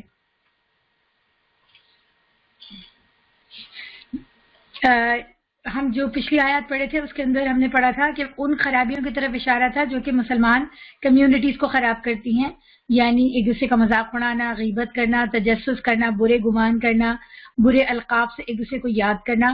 اللہ تعالیٰ نے ان چیزوں کو منع فرمایا اور فرمایا کہ اگر آپ ایک دفعہ مسلمان ہو جائیں، ایمان لے آئیں، اس کے بعد آپ کی وجہ شہرت یہ ہو کہ آپ یہ سارے غلط کام کرتے ہیں تو یہ بہت بڑی بری بات ہے کہ آپ کی پرسنالٹی ایسی بن جائے. ابھی ساتھ میں جو ہم نے ابھی پڑھی ہے اس میں اس چیز کی طرف اشارہ ہے کہ وہ کون سی چیزیں جو نوع انسانی کو خراب کر رہی ہیں. وہ چھوٹی کمیونٹیز کی بات تھی، انڈیویجولز کے حوالے سے بات تھی، اور اس آیت کے اندر یہ کہ پوری نوع انسانی کو جو چیزیں خراب کر رہی ہیں وہ یہ ہے کہ زبان، رنگ، نسل کی بنیاد کے اوپر اونچ نیچ، تفریق، تفرقہ. تو اللہ تعالیٰ یہاں پہ بتا رہے ہیں کہ یا ایھا الناس، تمام انسانوں، ہم نے تم سب کو ایک ہی مرد اور عورت سے پیدا کیا اور پھر تمہاری قومیں اور برادریاں بنا دی تاکہ تم ایک دوسرے کو پہچانو.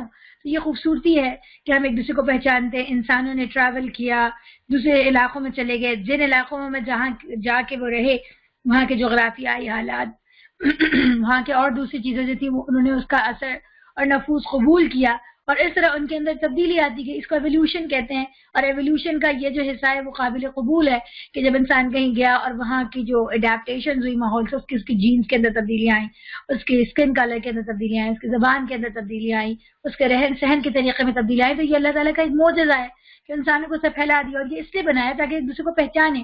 اسے نہیں بنایا کہ کوئی جو ہے وہ اس کی وجہ سے اس مختلف رنگ، زبان، نسل، علاقائی وابستگی کی وجہ سے اونچا یا نیچا ہو گیا، ایسا نہیں ہے. تو اللہ تعالیٰ فرما رہے ہیں کہ یہ تو اس لیے بنایا، ورنہ حقیقت میں اللہ کے نزدیک جو سب سے زیادہ عزت والا ہے وہ کون ہے؟ سب سے زیادہ متقی ہے، اور اس کے لیے رنگ، نسل، زبان، کسی علاقے، کسی کی کوئی قید نہیں ہے. یقیناً اللہ سب کچھ جاننے اور والا اور باخبر ہے. تو ہمارے ہاں آپ دیکھ رہے ہیں کہ دنیا میں جتنا فساد برپا ہوا، اتنی بڑی بڑی جنگیں عظیم ہیں، اول جنگ عظیم دوم ہوئی، وہ ساری کس وجہ سے ہوئی ہیں؟ وہ قومی اور نسلی اور ملکی برتری کے لیے ہے، انسانوں کے اوپر حکومت ہو جائے اس بنیاد کے اوپر ہے، اور اسی وجہ سے بہت ساری خرابیاں ہیں. آج کل ریسزم کے اوپر بات چلتی ہے، آج کل جو ہے وہ جینڈر ڈسکریمنیشن کے خلاف بات چلتی ہے، آج کل بولنگ کے خلاف بات چلتی ہے. اور اگر ہم دیکھیں تو قرآن کریم سے ہم کو ایسی تمام ہدایات مل رہی ہیں جو کہ کہتے ہیں کہ یہ جو صدی ہے یہ چینج کی صدی ہے، پوسٹ ماڈرن صدی ہے، جس کے اندر یہ سارے جو صدیوں سے اور زمانوں سے قائم تصورات ہیں ان کے خلاف آواز اٹھ رہی ہیں. لیکن جب ہم قرآن پڑھتے ہیں تو ہمیں پتہ لگتا ہے کہ آج سے 1400 سال پہلے، بلکہ اس سے بھی زیادہ برس گزر گئے. اب تو قرآن نے اور نبی کریم صلی اللہ علیہ وسلم نے ان تمام چیزوں کے خلاف بات کی. اسی لیے جو نبی کریم صلی اللہ علیہ وسلم نے جماعت بنائی اس میں آپ کو سب طرح کے لوگ ملیں گے. اس میں جو غلام تھے وہ نبی کریم صلی اللہ علیہ وسلم کے قریب بیٹھا کرتے تھے، اور جو سردار تھے ان کو دور جگہ ملتی. بڑا مشہور واقعہ ہے کہ حضرت عمر فاروق رضی اللہ تعالیٰ عنہ کے زمانے میں اس طرح سے محفل جمی تھی، سب لوگ آئے تو جو حضرت بلال اور اس طرح کے صحابہ کرام جو تھے جو کہ ایک زمانے میں غلام رہ چکے تھے اور وہ نچلے طبقے سے تعلق رکھتے تھے، ان کو قریب جگہ ملی. اور اسی طرح سہیل بن عمرو اور دوسرے جو بڑے بڑے سردار تھے جو کہ بعد میں اسلام لائے فتح مکہ کے بعد، جب وہ آئے تو چونکہ جگہ بھر گئی تھی، وہ دوسرے لوگ آتے جاتے ان کو قریب بٹھاتے جاتے تھے، وہ کھسکتے ایسا ہوا کہ ان کو چپلوں کے پاس جگہ ملی. تو ان کو برا لگا، ان کی جو حمیت تھی ان کو برا لگا کہ ظاہر میں اسٹیٹس میں، مرتبے میں، ہر لحاظ سے ان لوگوں سے بہتر. انہوں نے ایک دوسرے سے کہا کہ یہ تو دیکھو کہ جو غلام اور جو چرواہے ہیں ان کو تو آگے جگہ مل رہی ہے اور ہم چپلوں کے پاس بیٹھے ہیں. تو انہی کے جو دوسرے صاحب تھے انہوں نے یاد دلایا کہ یاد کرو کہ یہ لوگ اس وقت اسلام لے کر آئے جب میں اور تم اسلام نہیں لے کر آئے تھے. انہوں نے وہ قربانیاں دی جو میں نے اور آپ نے نہیں دی. اس سے ان کا درجہ اگر وہاں پر ہے تو وہ بالکل ٹھیک ہے، کیونکہ جب یہ ایمان لے آئے تو یہ سچے مسلمان تھے، سچے صحابی تھے، چاہے ابو سفیان ہو، چاہے سہیل بن عمرو رضی اللہ تعالیٰ عنہ، یہ بعد میں صحابی بن گئے.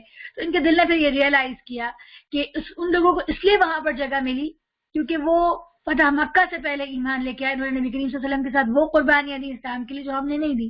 بالکل اسی طرح نبی کریم صلی اللہ علیہ وسلم کے ساتھ حبشی غلام بھی ہیں، ان کے ساتھ صہیب رومی بھی ہیں، ان کے ساتھ سلمان فارسی بھی ہیں، ان کے ہاں خواتین کا بھی درجہ ہے.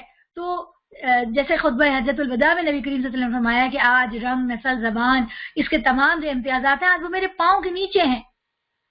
کسی عربی کو کسی اجمی پر، کسی کالے کو کسی گورے پر، کسی گورے کو کسی کالے پر کوئی فوقیت حاصل نہیں. یہ باتیں ہم کہتے ہیں لیکن ان باتوں کو اپنے عمل میں بھی اتارنے کی ضرورت ہے کہ ہمارے اندر بہت ساری عصبیتیں ہیں. ہمارے اندر زبان کی عصبیتیں، علاقائی عصبیتیں، وہ اچھے ہوتے ہیں، وہ برے ہوتے ہیں، ان کی بنیاد پہ ہم لوگوں نے دیواریں کھڑی کر کے رکھی ہوئی ہیں. لیکن اللہ تعالیٰ فرما رہے ہیں کہ اللہ کے نزدیک ان سب چیزوں کی کوئی اہمیت نہیں ہے. اللہ کے نزدیک جو اہمیت ہے وہ انسان کا زندگی گزارنے کا رویہ ہے کہ اس میں کون جو ہے وہ تقویٰ کی روش اختیار کرتا ہے. یہ بدوی کہتے ہیں کہ ہم ایمان لائے. ان سے کہو تم ایمان نہیں لائے بلکہ یوں کہو کہ ہم متی ہو گئے، ایمان ابھی تمہارے دلوں میں داخل نہیں ہوا. اگر تم اللہ اور اس کے رسول صلی اللہ علیہ وسلم کی فرما برداری اختیار کر لو تو وہ تمہارے اعمال کے جزا میں کوئی کمی نہیں کرے گا. یقیناً اللہ بڑا درگزر کرنے والا اور رحیم ہے. یہ سارے بدویوں کے بارے میں نہیں ہے بلکہ جیسے ابھی ہم کچھ عرصے پہلے پڑھ کے آئے تھے کہ جو اطراف مدینہ کے کچھ قبائل کے لوگ مسلمان ہوئے، ان میں سے کچھ لوگ ایسے تھے جو زمانے کی ہوا دے کے مسلمان ہو گئے تھے، ساروں کی بات نہیں ہے. تو وہ نبی کریم صلی اللہ علیہ وسلم کے پاس آتے تھے اور آپ صلی اللہ علیہ وسلم سے ایسی باتیں کرتے تھے جو دل آزاری کی باتیں تھیں، اور ان کا ایٹیٹیوڈ بھی ایسا تھا جو ہم پہلے پڑھ کے بھی سورہ فتح میں بھی ہم نے پڑھی اور ہم نے سورہ احزاب میں بھی پڑھی تھی. تو ان کے حوالے سے اللہ تعالیٰ فرما رہے ہیں کہ تم تو زمانے کی ہوا دے کے متی ہو گئے ہو، ایمان لانے کے لیے ابھی ٹائم لگے گا. اس سے بات سمجھ میں آتی ہے کہ کچھ ایسے کام کرنے ہوتے ہیں، مشکل وقت میں ساتھ دینا ہوتا ہے، قربانیاں دینی ہوتی ہے، تکالیف کو برداشت کرنا ہوتا ہے، تب اللہ تعالیٰ کے مومن کا درجہ ملتا ہے. اور اللہ تعالیٰ پھر بھی کہہ رہے ہیں کہ تمہارے عمل میں کوئی کمی نہیں ہوگی، تم ابھی بھی ٹھیک ہو جاؤ، فرما برداری اطاعت کرو. تو کوئی بھی راستہ اللہ کی خوشنودی کا نبی کریم صلی اللہ علیہ وسلم کی اطاعت کو بائی پاس کر کے نہیں گزرتا. دنیا کی کوئی بھی چیزیں آپ کو بہت اچھی لگتی ہیں لیکن اگر وہ نبی کریم صلی اللہ علیہ وسلم کی سنت میں، نبی کریم صلی اللہ علیہ وسلم کی اطاعت سے باہر ہے تو وہ پھر اللہ تعالیٰ تک نہیں پہنچاتی. حقیقت میں تو مومن وہ ہیں جو اللہ اور اس کے رسول صلی اللہ علیہ وسلم پر ایمان لائے، پھر انہوں نے کوئی شک نہیں کیا، جیسا کہ یہ والا شک کہ یہ صحیح ہے بھی کہ نہیں، یہ شک کہ یہ واقعی میں کامیاب ہوں گے کہ نہیں. جب آزمائشیں آئیں تو انہوں نے سوچا کہ یہ ہم نے کہیں بیوقوفی تو نہیں کر لی کہ ان کا ساتھ دے دیا اور وہ لوگ تو زیادہ کامیاب نظر آتے ہیں، ان کی کہیں ایسا تو نہیں ان کا ایٹیٹیوڈ، ان کے معاملات، ان کی سارا سسٹم بالکل ٹھیک ٹھاک ہو. تو یہ والے جو شک ہیں یہ والے شک نہیں کیے بلکہ جب ایک دفعہ ایمان لے کر آ گئے تو اس کے پر ڈٹ گئے اور پھر نبی کریم صلی اللہ علیہ وسلم نے جو بھی فرمایا ان کا ساتھ دیا اور اپنی جانوں اور مالوں سے اللہ کی راہ میں جہاد کیا. وہ سچے لوگ ہیں. بار بار قرآن میں آتا ہے جاہدوا باموالہم وانفسہم، بار بار آتا ہے. تو مالوں سے جہاد تو سمجھ میں آتا ہے اللہ کی راہ میں چیریٹی کرنا، اللہ کی راہ میں خرچ کرنا، ان منصوبوں کے لیے دینا جو اللہ کے دین کو پھیلانے کے لیے، لوگوں کی مدد، غریبوں کی مدد کے لیے، انڈر پریویلیج لوگوں کے لیے، کوئی بھی ایسی چیزوں کے اسلام کے نام کی برتری کرے اس کے اندر ہیلپ کرنا، یہ سب تو مالوں سے جہاد ہوگا. اور جانوں سے جہاد کیا ہے؟ جانوں سے جہاد ہے کہ اپنے نفس کو اس کام کے اوپر لگائے، راضی کریں. نمبر 2 اپنا وقت دیں، اسی طرح اپنی صلاحیتیں اللہ کی راہ میں کھپائیں، اسی طرح اپنے گھر کو، اپنی فیملی کو تیار کریں اللہ کی راہ کے لیے اور اس بات کو آگے تک پہنچائیں، اس کے اندر کچھ محنت کریں. یہ پھر جانوں اور مالوں سے جہاد ہے. تو یہ سچے لوگ ہیں. اے نبی کریم صلی اللہ علیہ وسلم ان مدعیان ایمان سے کہو کیا تم اللہ کو اپنے دین کی اطلاع دے رہے ہو؟ یعنی زبان سے مت کہو، عمل سے ثابت کرو. حالانکہ اللہ زمین اور آسمانوں کی ہر چیز کو جانتا ہے اور وہ ہر چیز کا علم رکھتا ہے. یہ لوگ تم پر احسان جتاتے ہیں کہ انہوں نے اسلام قبول کر لیا. ان سے کہو اپنے اسلام کا احسان مجھ پر نہ رکھو بلکہ اللہ تم پر اپنا احسان رکھتا ہے کہ اس نے تمہیں ایمان کی ہدایت دی اگر تم واقعی اپنے دعوی ایمان میں سچے ہو. اللہ زمین اور آسمانوں کی ہر پوشیدہ چیز کا علم رکھتا ہے اور جو کچھ تم کرتے ہو وہ سب اس کی نگاہ میں ہے. یہاں سے سورہ طور شروع ہوتی ہے. آپ نے سورہ قاف اور سورہ زاریات جو ہے وہ سبینا جی کے ساتھ کر لیا تھا. بسم اللہ الرحمن الرحیم. قسم ہے طور کی. اور طور کیا ہے؟ طور وہ پہاڑ ہے جہاں پہ موسیٰ علیہ السلام کو اللہ تعالیٰ سے ملاقات کا شرف حاصل ہوا، نبوت ملی اور تورات عطا کی گئی اور ایسی کھلی کتاب کی جو کہ رقیق جلد میں لکھی ہوئی ہے. یہاں کھلی کتاب جو رقیق جلد میں لکھی ہوئی اس سے کیا مراد ہے؟ پہلے زمانے میں جو کتابیں تھی، پیپر جب تک ایجاد نہیں ہوا تھا تو وہ جھلیوں کے اوپر، چھالوں کے اوپر، درخت کی جو چھالیں ہوتی تھی، چمڑے کے اوپر، اس کے اوپر لکھ لی جاتی تھی. تو یہاں پہ ایسی کتاب جو رقیق جلد میں لکھی گئی اس سے مراد کیا ہے کہ وہ صحائف اور وہ کتب آسمانی ہیں جو قرآن سے پہلے نازل ہوئی، یعنی انجیل اور تورات، اور وہ لکھی ہوئی شکل میں لوگوں کے پاس موجود تھی. اور آباد گھر کی بیت المعمور، آباد گھر سے مراد جو ہے وہ خانہ کعبہ ہے، جو حسن بصری رحمۃ اللہ علیہ نے مراد لی، لیکن باقی جو قدیم مفسرین ہیں ان کی رائے ہے کہ بیت المعمور سے مراد وہ خانہ کعبہ ہے جو کہ معراج کی رات نبی کریم صلی اللہ علیہ وسلم نے اس کی زیارت کی، اور وہ اوپر 7ویں آسمان پر ہے، اور وہ عین اسی خانہ کعبہ کے اوپر ہے۔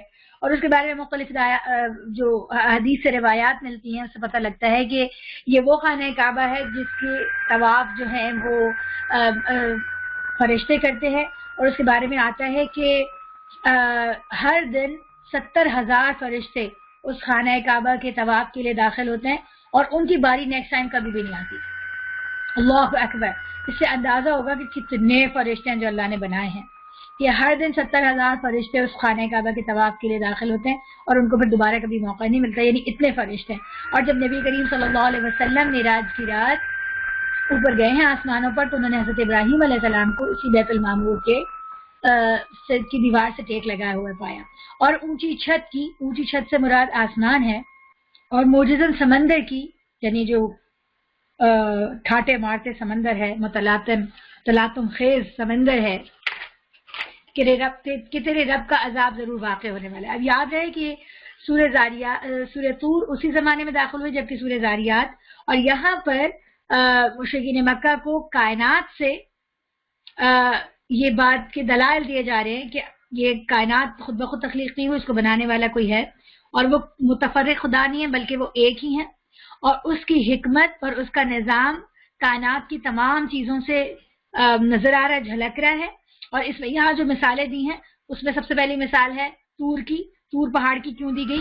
کیونکہ موسیٰ علیہ السلام کے قصے ہم نے سنے، خاص طور پہ یہود سے ان کے تعلقات اور ان کی شریعت اور ان کی کچھ چیزوں سے وہ واقف تھے، تو اللہ تعالیٰ اس ایک اہم واقعے کی طرف اشارہ کر رہے ہیں، اور ہم چونکہ تفصیل سے پڑھ کے آ چکے اس لیے ہمارے لیے جلدی سے اس کو سمجھنا ممکن ہوگا کہ فرعون جو اپنے وقت کی طاقتور ترین ہستی تھا، اور جو اس کی تہذیب تھی وہ ایک طاقتور ترین تہذیب تھی، اس تہذیب کو شکست دینے کا، اور اس اپنے وقت کو جو اپنے آپ کو خدا کہتا تھا اس کو صفحہ ہستی سے مٹانے کا جو فیصلہ ہوا وہ طور پہاڑ کے اوپر ہوا، اور اس کے علاوہ کوئی اور حالات ایسے نظر نہیں آتے تھے جو کہ فرعون کو شکست دے سکیں۔ تو یعنی یہ جو بنی اسرائیل کا وہاں سے خروج ہوا ہے، بنی اسرائیل کو جو آزادی ملی ہے، اس میں ہمیں کچھ ایسا نظر نہیں آتا کہ بنی اسرائیل نے بہت لمبی کوئی آزادی کی موومنٹ یا کوئی کیمپین چلائی ہو، اور انہوں نے کوئی بہت قربانیاں دی ہوں، اور انہوں نے کوئی لڑائیاں جھگڑے کیے ہوں، کوئی جنگیں لڑی ہو جس کے نتیجے میں ان کو مصریوں کی غلامی سے نجات ملی۔ بلکہ جب ساری چیزوں کے اوپر غور کرتے تو پتہ لگتا ہے کہ وہ تو اللہ کا ایک نبی تھا جو آیا، اور اس کی مدد سے وہ سارا کچھ چینج ہو گیا۔ تو اتنا بڑا جو ایک تاریخ کی تبدیلی آئی، ایک جو اتنا بڑا انقلاب آیا، وہ کوئی ایسی بات نہیں ہے کہ آپ اس کے اوپر غور فکر نہیں کریں اور آپ اس تک پہنچے نہیں کہ جب اللہ تعالیٰ کوئی حیب بنانے والا موجود ہے، اور جب کوئی قوم اس کی نافرمانی کرتی ہے تو پھر کس طرح سے اللہ تعالیٰ اس کو پلٹ دیتا ہے، اس کو دنیا سے ہٹا دیتا ہے، جس طرح اس نے فرعونیوں کے ساتھ کیا۔ تو وہ جو موسیٰ علیہ السلام کے ساتھ طور کے اوپر پیش آیا تھا وہ کوئی معمولی واقعہ نہیں تھا۔ اسی طرح جو آپ نبی کریم صلی اللہ علیہ وسلم کو ابھی جھٹلا رہے ہیں، تو ان کے ساتھ جو غار حرا میں پیش آیا ہے وہ کوئی معمولی واقعہ نہیں ہے، اور اگر آپ نے وہی روش اختیار کی جو فرعون نے اختیار کر رکھی تھی تو آپ کا وہی انجام ہوگا جو کہ فرعون کا ہوا۔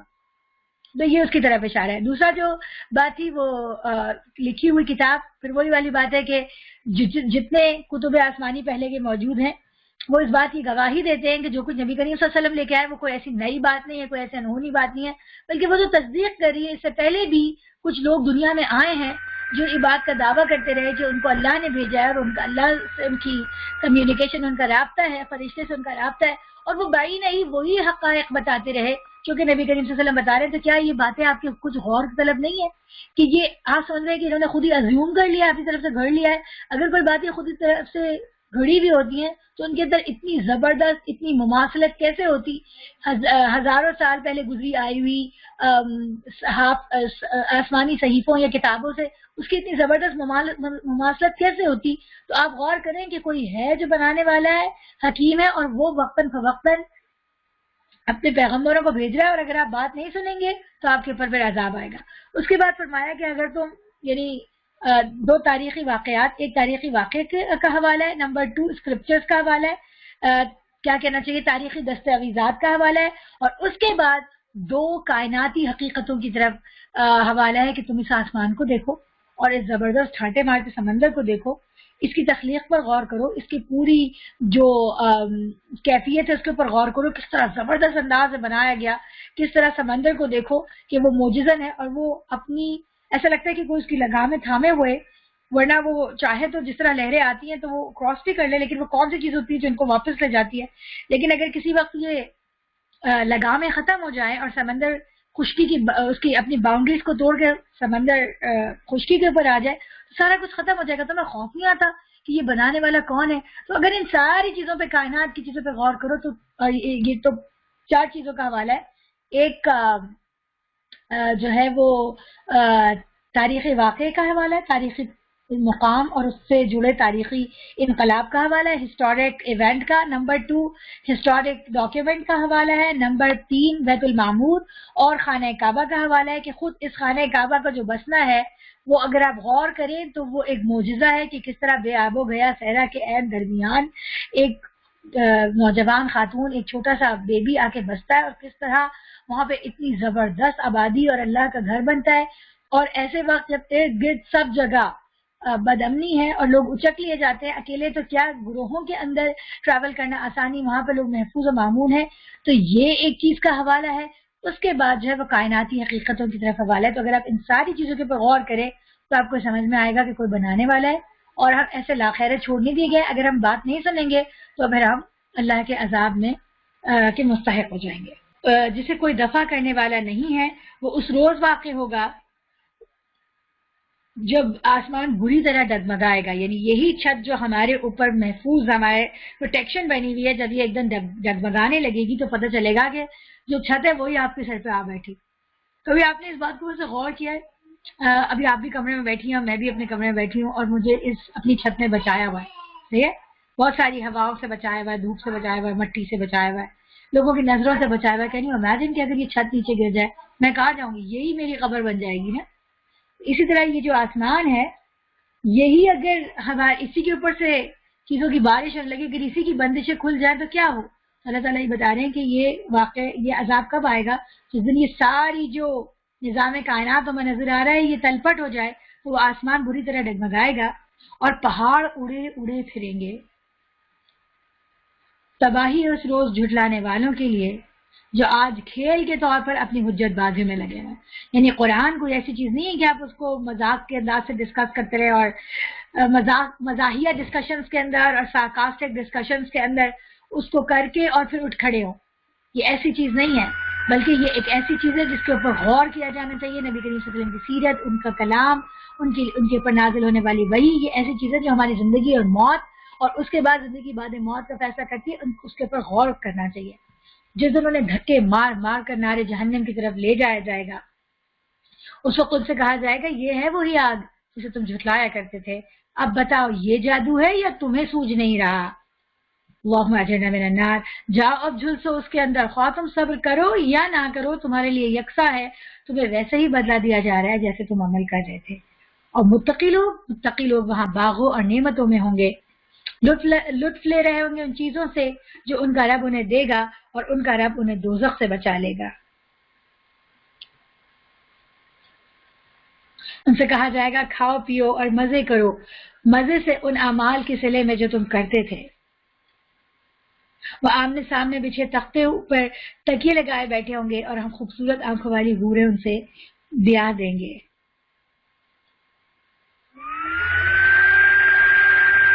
جو لوگ ایمان لائے ہیں اور ان کی اولاد بھی کسی درجہ ایمان میں ان کے نقش قدم پر چلی ہے، ان کی اس اولاد کو بھی ہم جنت میں ان کے ساتھ میں لا دیں گے اور ان کے عمل میں کوئی گھاٹا ان کو نہیں دیں گے.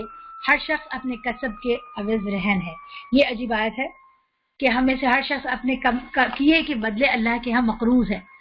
یعنی ایسا یوں سمجھ لیں کہ یہ اللہ کا قرض ہے جو اس نے ہمیں دیا. یہ دیکھنا، سننا، یہ وقت، یہ پیسہ، یہ اولاد، یہ صحت اور تندرستی، یہ مال، مرتبہ، یہ اسٹیٹس، یہ صلاحیتیں، یہ بولنے کی قوت، یہ سننے کی قوت، یہ سوچنے کی قوت، یہ محبت کرنے کی قوت، یہ کام کرنے کی قوت، یہ ہاتھ پاؤں، یہ سب اللہ تعالیٰ نے دیے. یہ اللہ کا قرض ہے اور اب ہم نے اس قرض کو لوٹانا ہے. اس طرح کے ان تمام قوتوں کو، ان تمام چیزوں کو اللہ ہی کے بتائے ہوئے طریقوں کے مطابق استعمال کر کے صحیح قرض پورا کرنا ہے. تو جو ایسا کرے گا اللہ تعالیٰ کا اس کو کوئی گھاٹا نہیں ہوگا. دنیا میں ہم جو بزنس کرتے ہیں اس میں گھاٹے کا پورا احتمال ہوتا ہے، بہت برا گھاٹا ہوتا ہے. تو آپ کتنے شوق سے لگائیں، شیئرز ڈوب جاتے ہیں، آپ کو نہیں پتا اکانومی بیٹھ گئی، اسٹاک مارکیٹ بیٹھ گئی، آپ نے کاروبار کیا ٹھپ ہو گیا، نہیں چلا، برابر والے کا چل گیا، کتنی انسرٹنٹی ہے. لیکن قیامت کے روز حالانکہ اس میں بھی انسان جو ہے وہ تکلیفیں اٹھاتا ہے، قربانیاں دیتا ہے، لیکن جو آپ اللہ کے لیے انویسٹمنٹ کرتے ہیں اس کے لیے جو قربانی دیتے ہیں ان میں سے کچھ ضائع نہیں ہوگا. اس میں نہ صرف آپ کے مال اور جو میجریبل چیزیں ہیں نہ صرف ان کے بدلے میں اجر ملے گا، مگر ایسی چیزیں جو کہ میجر نہیں کی جا سکتی اس کا بھی اجر ملے گا. جیسے کہ نہیں ہے، جیسے کہ ایک کام ایک ہی ہے لیکن ایک کام آپ نے تھکے ہوئے وقت میں کیا تھا اور ایک کام آپ نے آسانی میں کیا تھا. ایک کام آپ نے اس وقت کیا تھا جب آپ کر نہیں سک رہے تھے.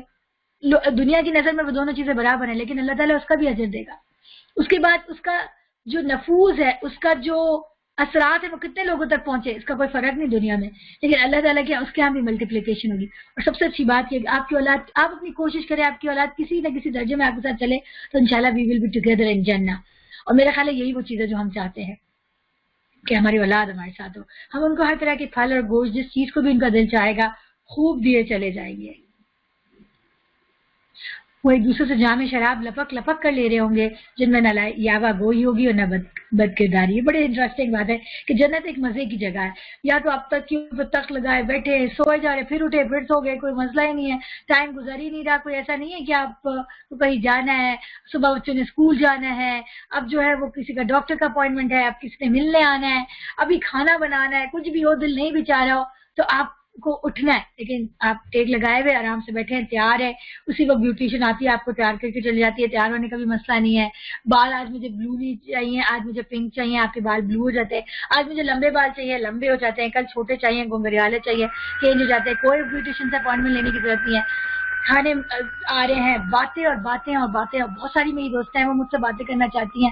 آپ کے بھی بہت سارے ایسے لوگ ہوں گے جن سے آپ ملنا چاہتے ہیں مگر فاصلے بہت زیادہ ہیں. آپ کے سگے بہن بھائی ہوں گے جن سے آپ نہیں ملے، ٹائم ہی نہیں ہے.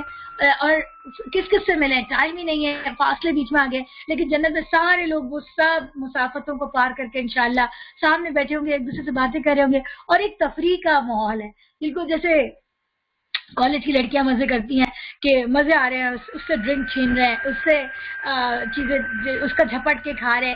تو وہ ایک فن اور ایک تفریح کا ماحول ہے. تو اللہ تعالیٰ وہ دکھاتے ہیں کہ جنت میں وہ ہو رہا ہے کہ ایک دوسرے سے جام شراب لپک کے لے رہے، مجھے دے دو، ہنسی مذاق چل رہا ہے.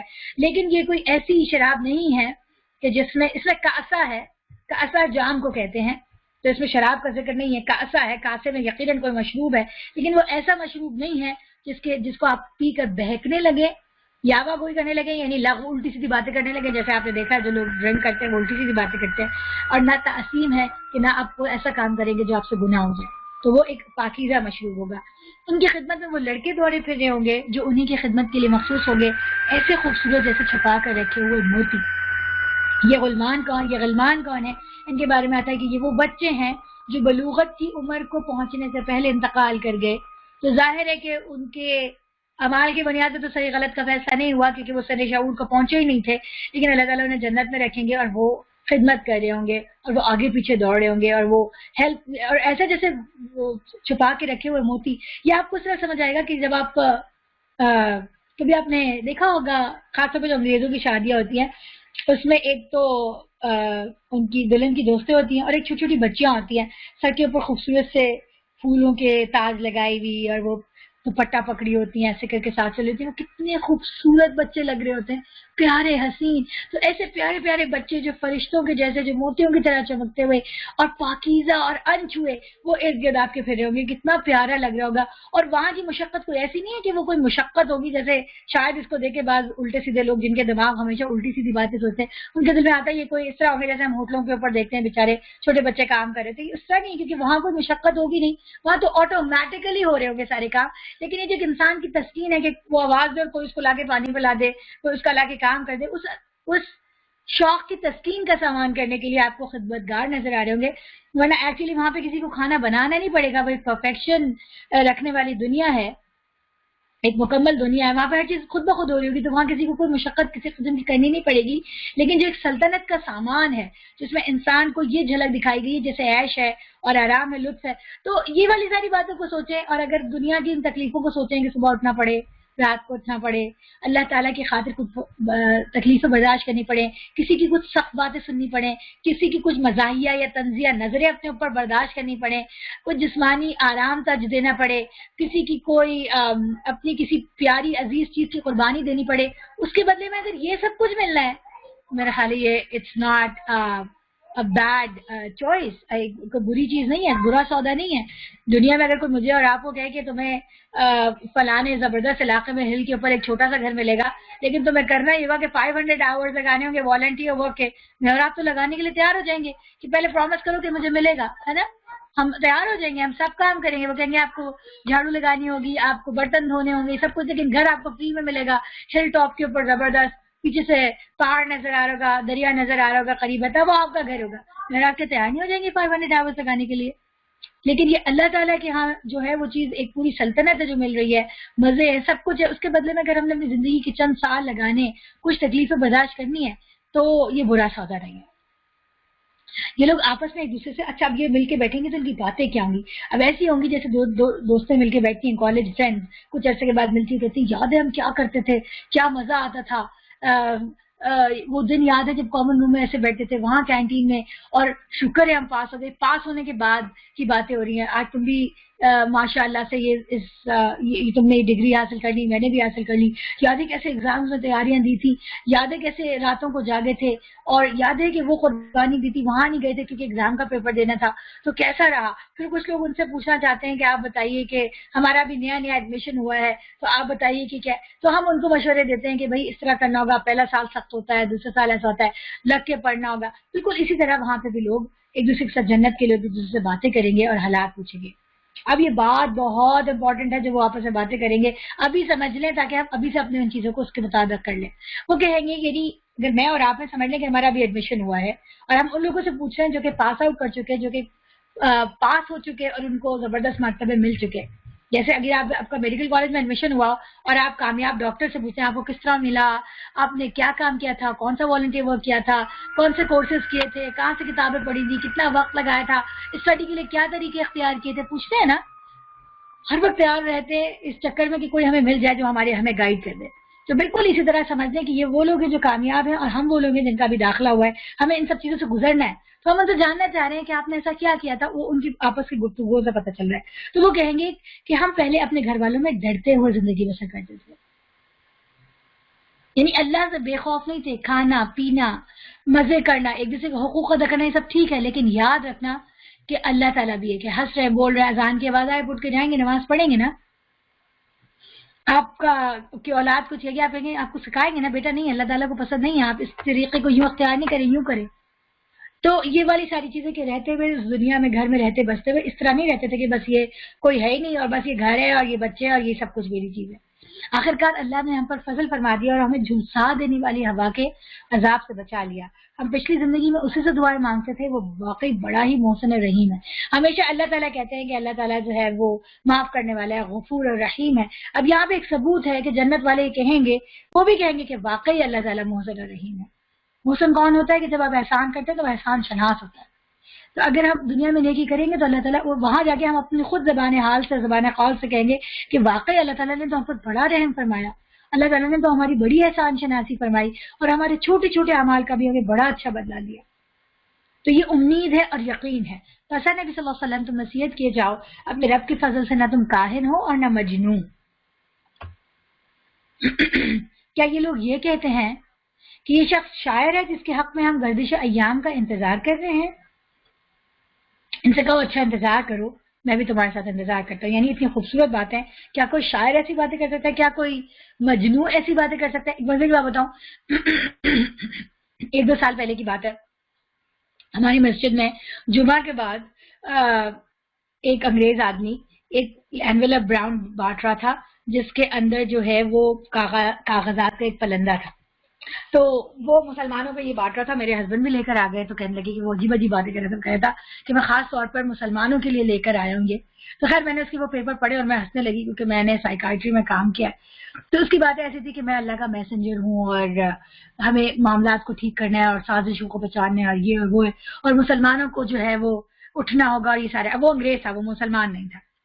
تو بہرحال لیکن تو اب جو بندہ نہیں جانتا وہ تو عجیب سا ہو گیا کہ ظاہر ایک انگریز آدمی اور یہ کہہ رہا ہے. اور میرے ہسبینڈ بھی کہنے لگے کہ دیکھو یہ تو ایسا کی بات کر رہے ہیں. لیکن جب میں نے اس کے ڈاکیومنٹس پڑھے جو اس میں پورا ایک پلندہ تھا اور میرا خیال ہے ابھی بھی کہیں میرے بیسمنٹ میں پڑے ہوں گے، تو اس کی جو باتیں تھی اس کے اندر اس قدر بے ربطی تھی. وہ ایک بات کرتا تھا پھر کہیں سے کہیں.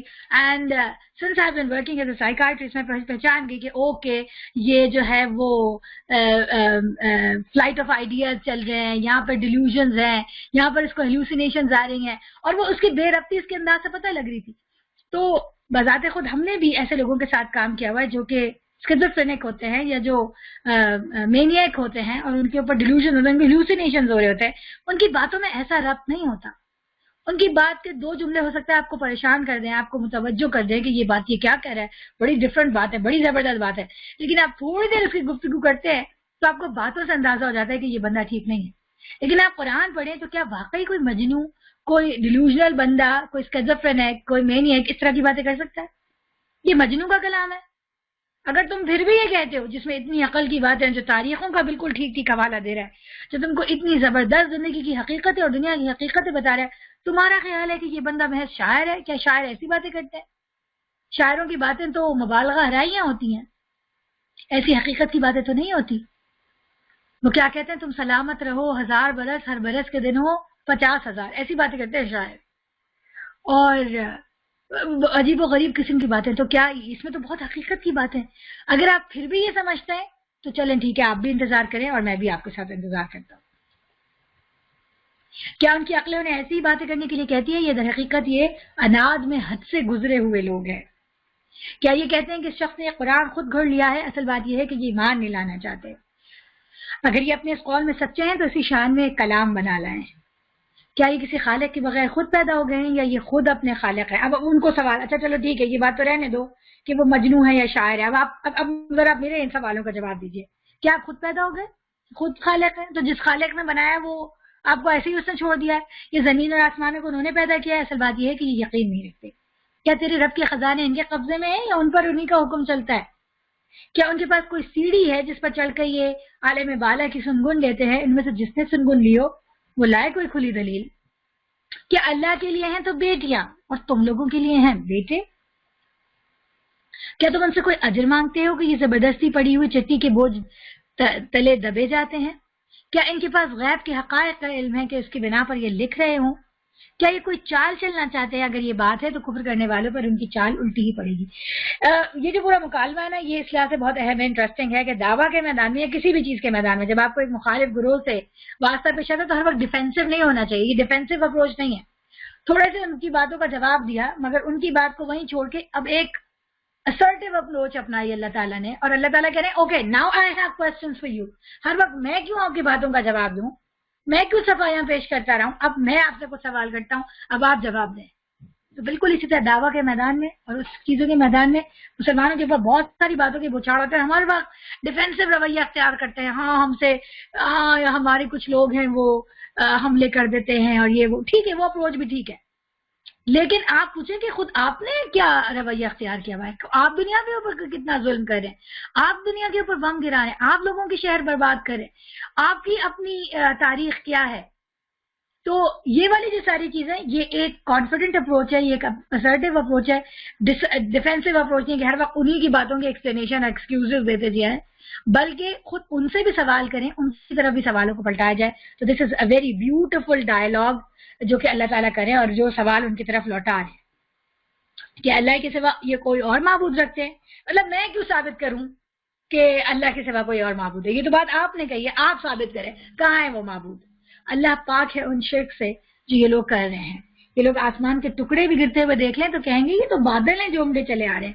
بس ہے نبی صلی اللہ علیہ وسلم انہیں ان کے حال پر چھوڑ دو یہاں تک کہ یہ اپنے اس دن کو پہنچ جائے جس میں یہ مار گرائے جائیں گے، جس دن نہ ان کی اپنی کوئی چال ان کی کسی کام آئے گی اور نہ کوئی ان کی مدد کو آئے گا.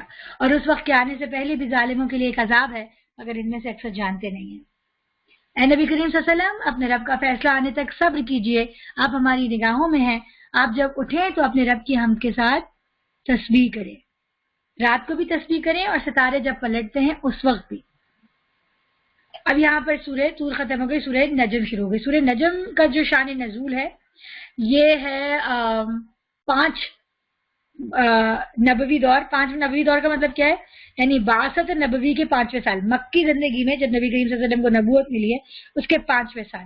یہ وہ وقت ہے جب کہ ہجرت حبشہ پیش آ گئی ہے اور مسلمان جو باقی کے جو مسلمان ہیں مکہ کے اندر ان کے اوپر ظلم و ستم ہو رہا ہے اور ان کے اوپر الٹی سیدھی باتیں چھاٹی جا رہی ہیں ہر طرح کے.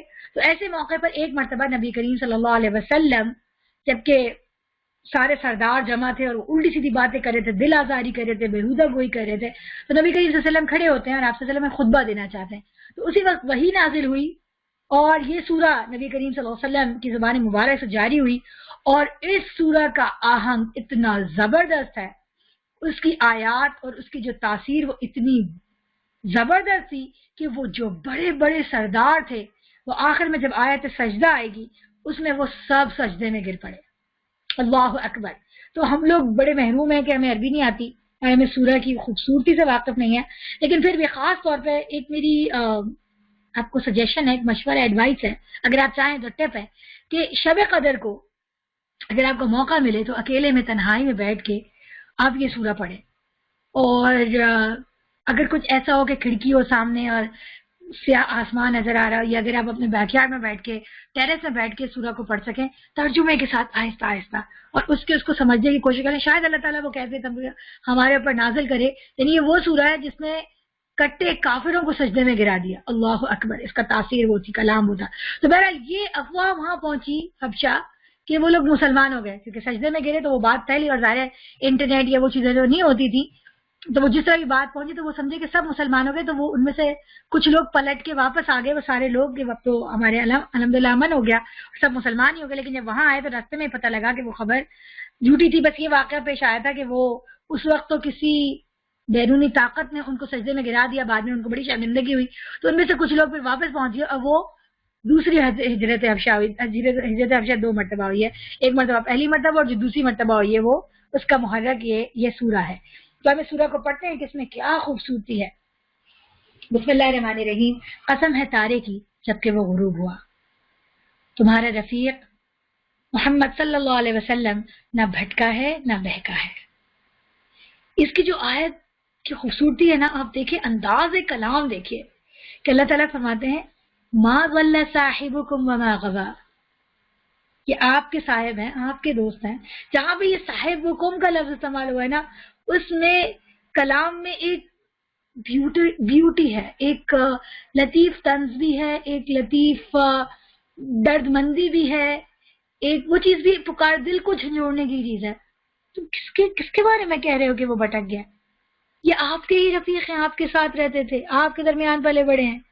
آپ جانتے ہیں کہ یہ کس قدر خوبصورت، کس قدر زبردست، کس قدر عظیم شخص ہے اور آپ کا اپنا دوست ہے. یاد رکھیے کہ عربوں میں اس زمانے میں قبائلی معاشرے میں بڑی اہمیت تھی، اپنے قبیلے کی، اپنے بندے کی بڑی اہمیت تھی، جس کو حمیت جاہلیہ کہتے ہیں. بڑی اہمیت تھی وہ جو اپنے قبیلے کی، اپنی رنگ نسل زبان کی.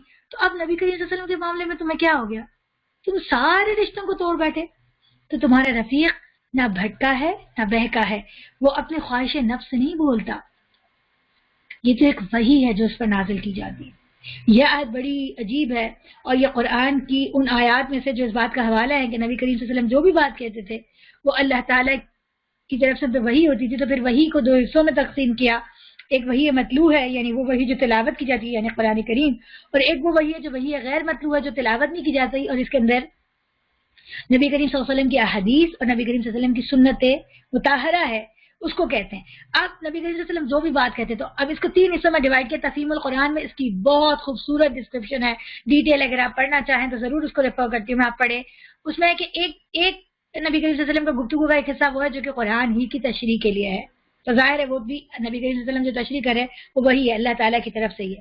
دوسرا گفتگو کا حصہ وہ ہے جو کہ نبی کریم صلی اللہ علیہ وسلم نے دوسرے معاملات میں صحابہ کرام سے مشورے لیے، رائے لی، اور کہیں کہیں کہا ہے کہ یہ میری ذاتی رائے ہے اور اس میں جو ہے وہ یہ اللہ کا حکم نہیں ہے، تو تمہیں چاہیں تو اختیار کریں چاہے تو نہیں اختیار کریں.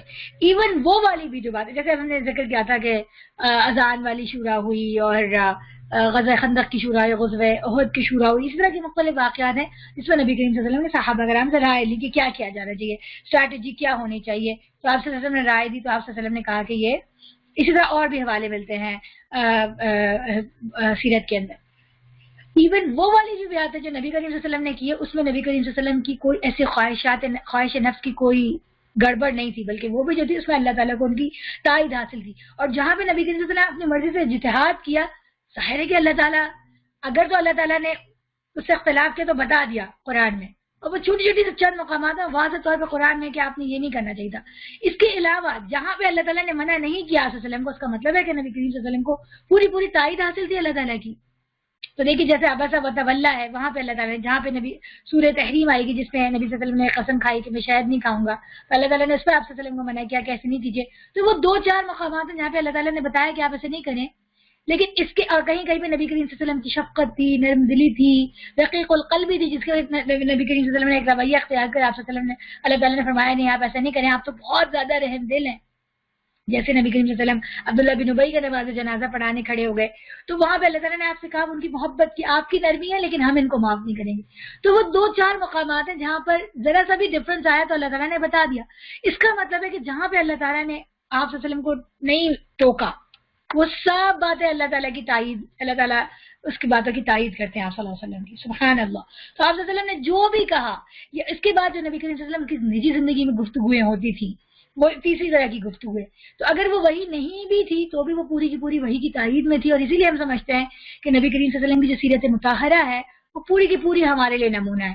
صرف وہ باتیں نہیں کہ جنہوں نے جو قرآن کی تشریح کے لیے بتائی، ہمارے اعمال کے لیے بتائی، بلکہ جس طرح سے انہوں نے اپنی بیٹی کے ساتھ بات کی، جس طرح انہوں نے اپنی بیوی کے ساتھ بات کی، جس طرح انہوں نے اپنے غلام کے ساتھ معاملہ رکھا، جس طرح وہ بچوں سے بات کرتے تھے، جس طرح وہ دوستوں سے بات کرتے تھے، آپ صلی اللہ علیہ وسلم نے جو بھی کیا وہ سب سنت کا حصہ اور وہ سب کی اتباع پر لازم ہے. تو وہ جو کچھ بھی کہتے ہیں وہ تو ایک وحی ہے جو ان پر نازل کی جاتی ہے. اور یہ کون لے کر آتا ہے وحی؟ اسے زبردست قوت والے فرشتے جبرائیل نے تعلیم دی ہے. ایک بات اور ہے، وہ میری ٹپ میں ایڈ کر لیجئے گا کہ پہلے اس سورہ کی تلاوت سن لیں پھر اس کا ترجمہ پڑھیں، تو ایک بہت عجیب کیفیت آ رہی ہوتی، کیونکہ سورہ مریم کی طرح یہ بھی وہ سورہ ہے جس کی تلاوت بہت خوبصورت ہے. ساری صورتیں خوبصورت ہے ظاہر ہے کہ، لیکن یہاں پہ جو میں ذکر کر رہی ہوں میری اپنی ایک اپروچ ہے. آپ کے پاس یقیناً کوئی نہ کوئی چیز سورہ ایسی ہوگی جو آپ کو لگتی ہوگی کہ مجھے کلک کرتی ہے، تو یہاں پر میں اس سورہ کا ذکر کر رہی ہوں. ویسے جو آخری 4 سپاروں کی صورتیں ہیں، جو مکی صورتیں ہیں آخری 4 سپاروں کی، ان کا جو کیا کہنا چاہیے، جو ان کا طرز کلام ہے، جو اسلوب بیان ہے، وہ بہت زور آور ہے، اور وہ مکہ کے بالکل ابتدائی دور میں نازل ہوئی ہیں. یہ ان لوگوں کے لیے نازل ہوئی ہیں جو اپنے آپ کو افصاح اللسان کہا کرتے تھے. تو ان کے لیے جو قرآن نازل ہوا تو وہ اس کا جو زبانی انداز ہے اس نے ان کو مبہوت کر دیا تھا، اور وہ ٹھٹک کر سنتے تھے کہ یہ کیا چیز ہے. اور وہ لوگ جو اپنے آپ کو اصل میں اہل زبان کہتے تھے اور دوسروں کو گونگے کہتے تھے، اور جو اپنے آپ کو شاعر کہتے تھے، وہ بھی ٹھٹک کر رک گئے. انہوں نے کہا یہ شاعری نہیں ہے، یہ کوئی زبردست چیز ہے. تو میں اور آپ چونکہ عربی نہیں جانتے، اس لیے ہم اس کلام کی جو جادو بیانی ہے، جو تاثیر ہے، جو خوبصورتی، اس تک واقف نہیں ہے. لیکن تھوڑا سا یہ کہ اگر آپ تلاوت سنیں آخری صورتوں کی یا خود کرنے کی کوشش کریں تو اس کے اندر ایک ردم ہے، ایک خوبصورتی ہے، وہ آپ کو فیل ہوتی ہے. تو بہرحال، اور پھر تلاوت سنیں، اس کے بعد ترجمہ پڑھیں، تو یہ سورہ جو ہے وہ عجیب طریقے سے قلب کے اوپر نازل ہوتی ہے. اسے زبردست قوت والے فرشتے جبرائیل نے تعلیم دی ہے. جو بڑا صاحب حکمت ہے وہ سامنے آ کھڑا ہوا جبکہ وہ بالائی افق پر تھا. اب یہ پہلی وحی اور نبی کریم صلی اللہ علیہ وسلم اور فرشتے کا جو ایک کمیونیکیشن ہو رہا ہے، یہ اس کا بیان ہے. اور خاص طور پہ شب قدر میں پڑھنے کو میں نے آپ کو اس لیے کہا کیونکہ اس کے بارے میں ہے کہ جبرائیل امین آتے ہیں، جبرائیل علیہ السلام آتے ہیں، فرشتوں کے جلوہ میں اترتے ہیں. جب آپ یہ سورہ پڑھتے ہیں تو آپ کو ایک عجیب سی فیلنگ ہوتی ہے. تو بہرحال یہ اللہ تعالیٰ کی بیان کر رہے ہیں فرشتے اور نبی کریم صلی اللہ علیہ وسلم کی ملاقات کا واقعہ، جو بڑا صاحب حکمت ہے. سامنے آ کھڑا ہوا جبکہ وہ بالائی افق پر تھا، پھر قریب آیا اور اوپر معلق ہو گیا، یہاں تک کہ 2 کمانوں کے برابر یا اس سے کچھ کم فاصلہ ہے.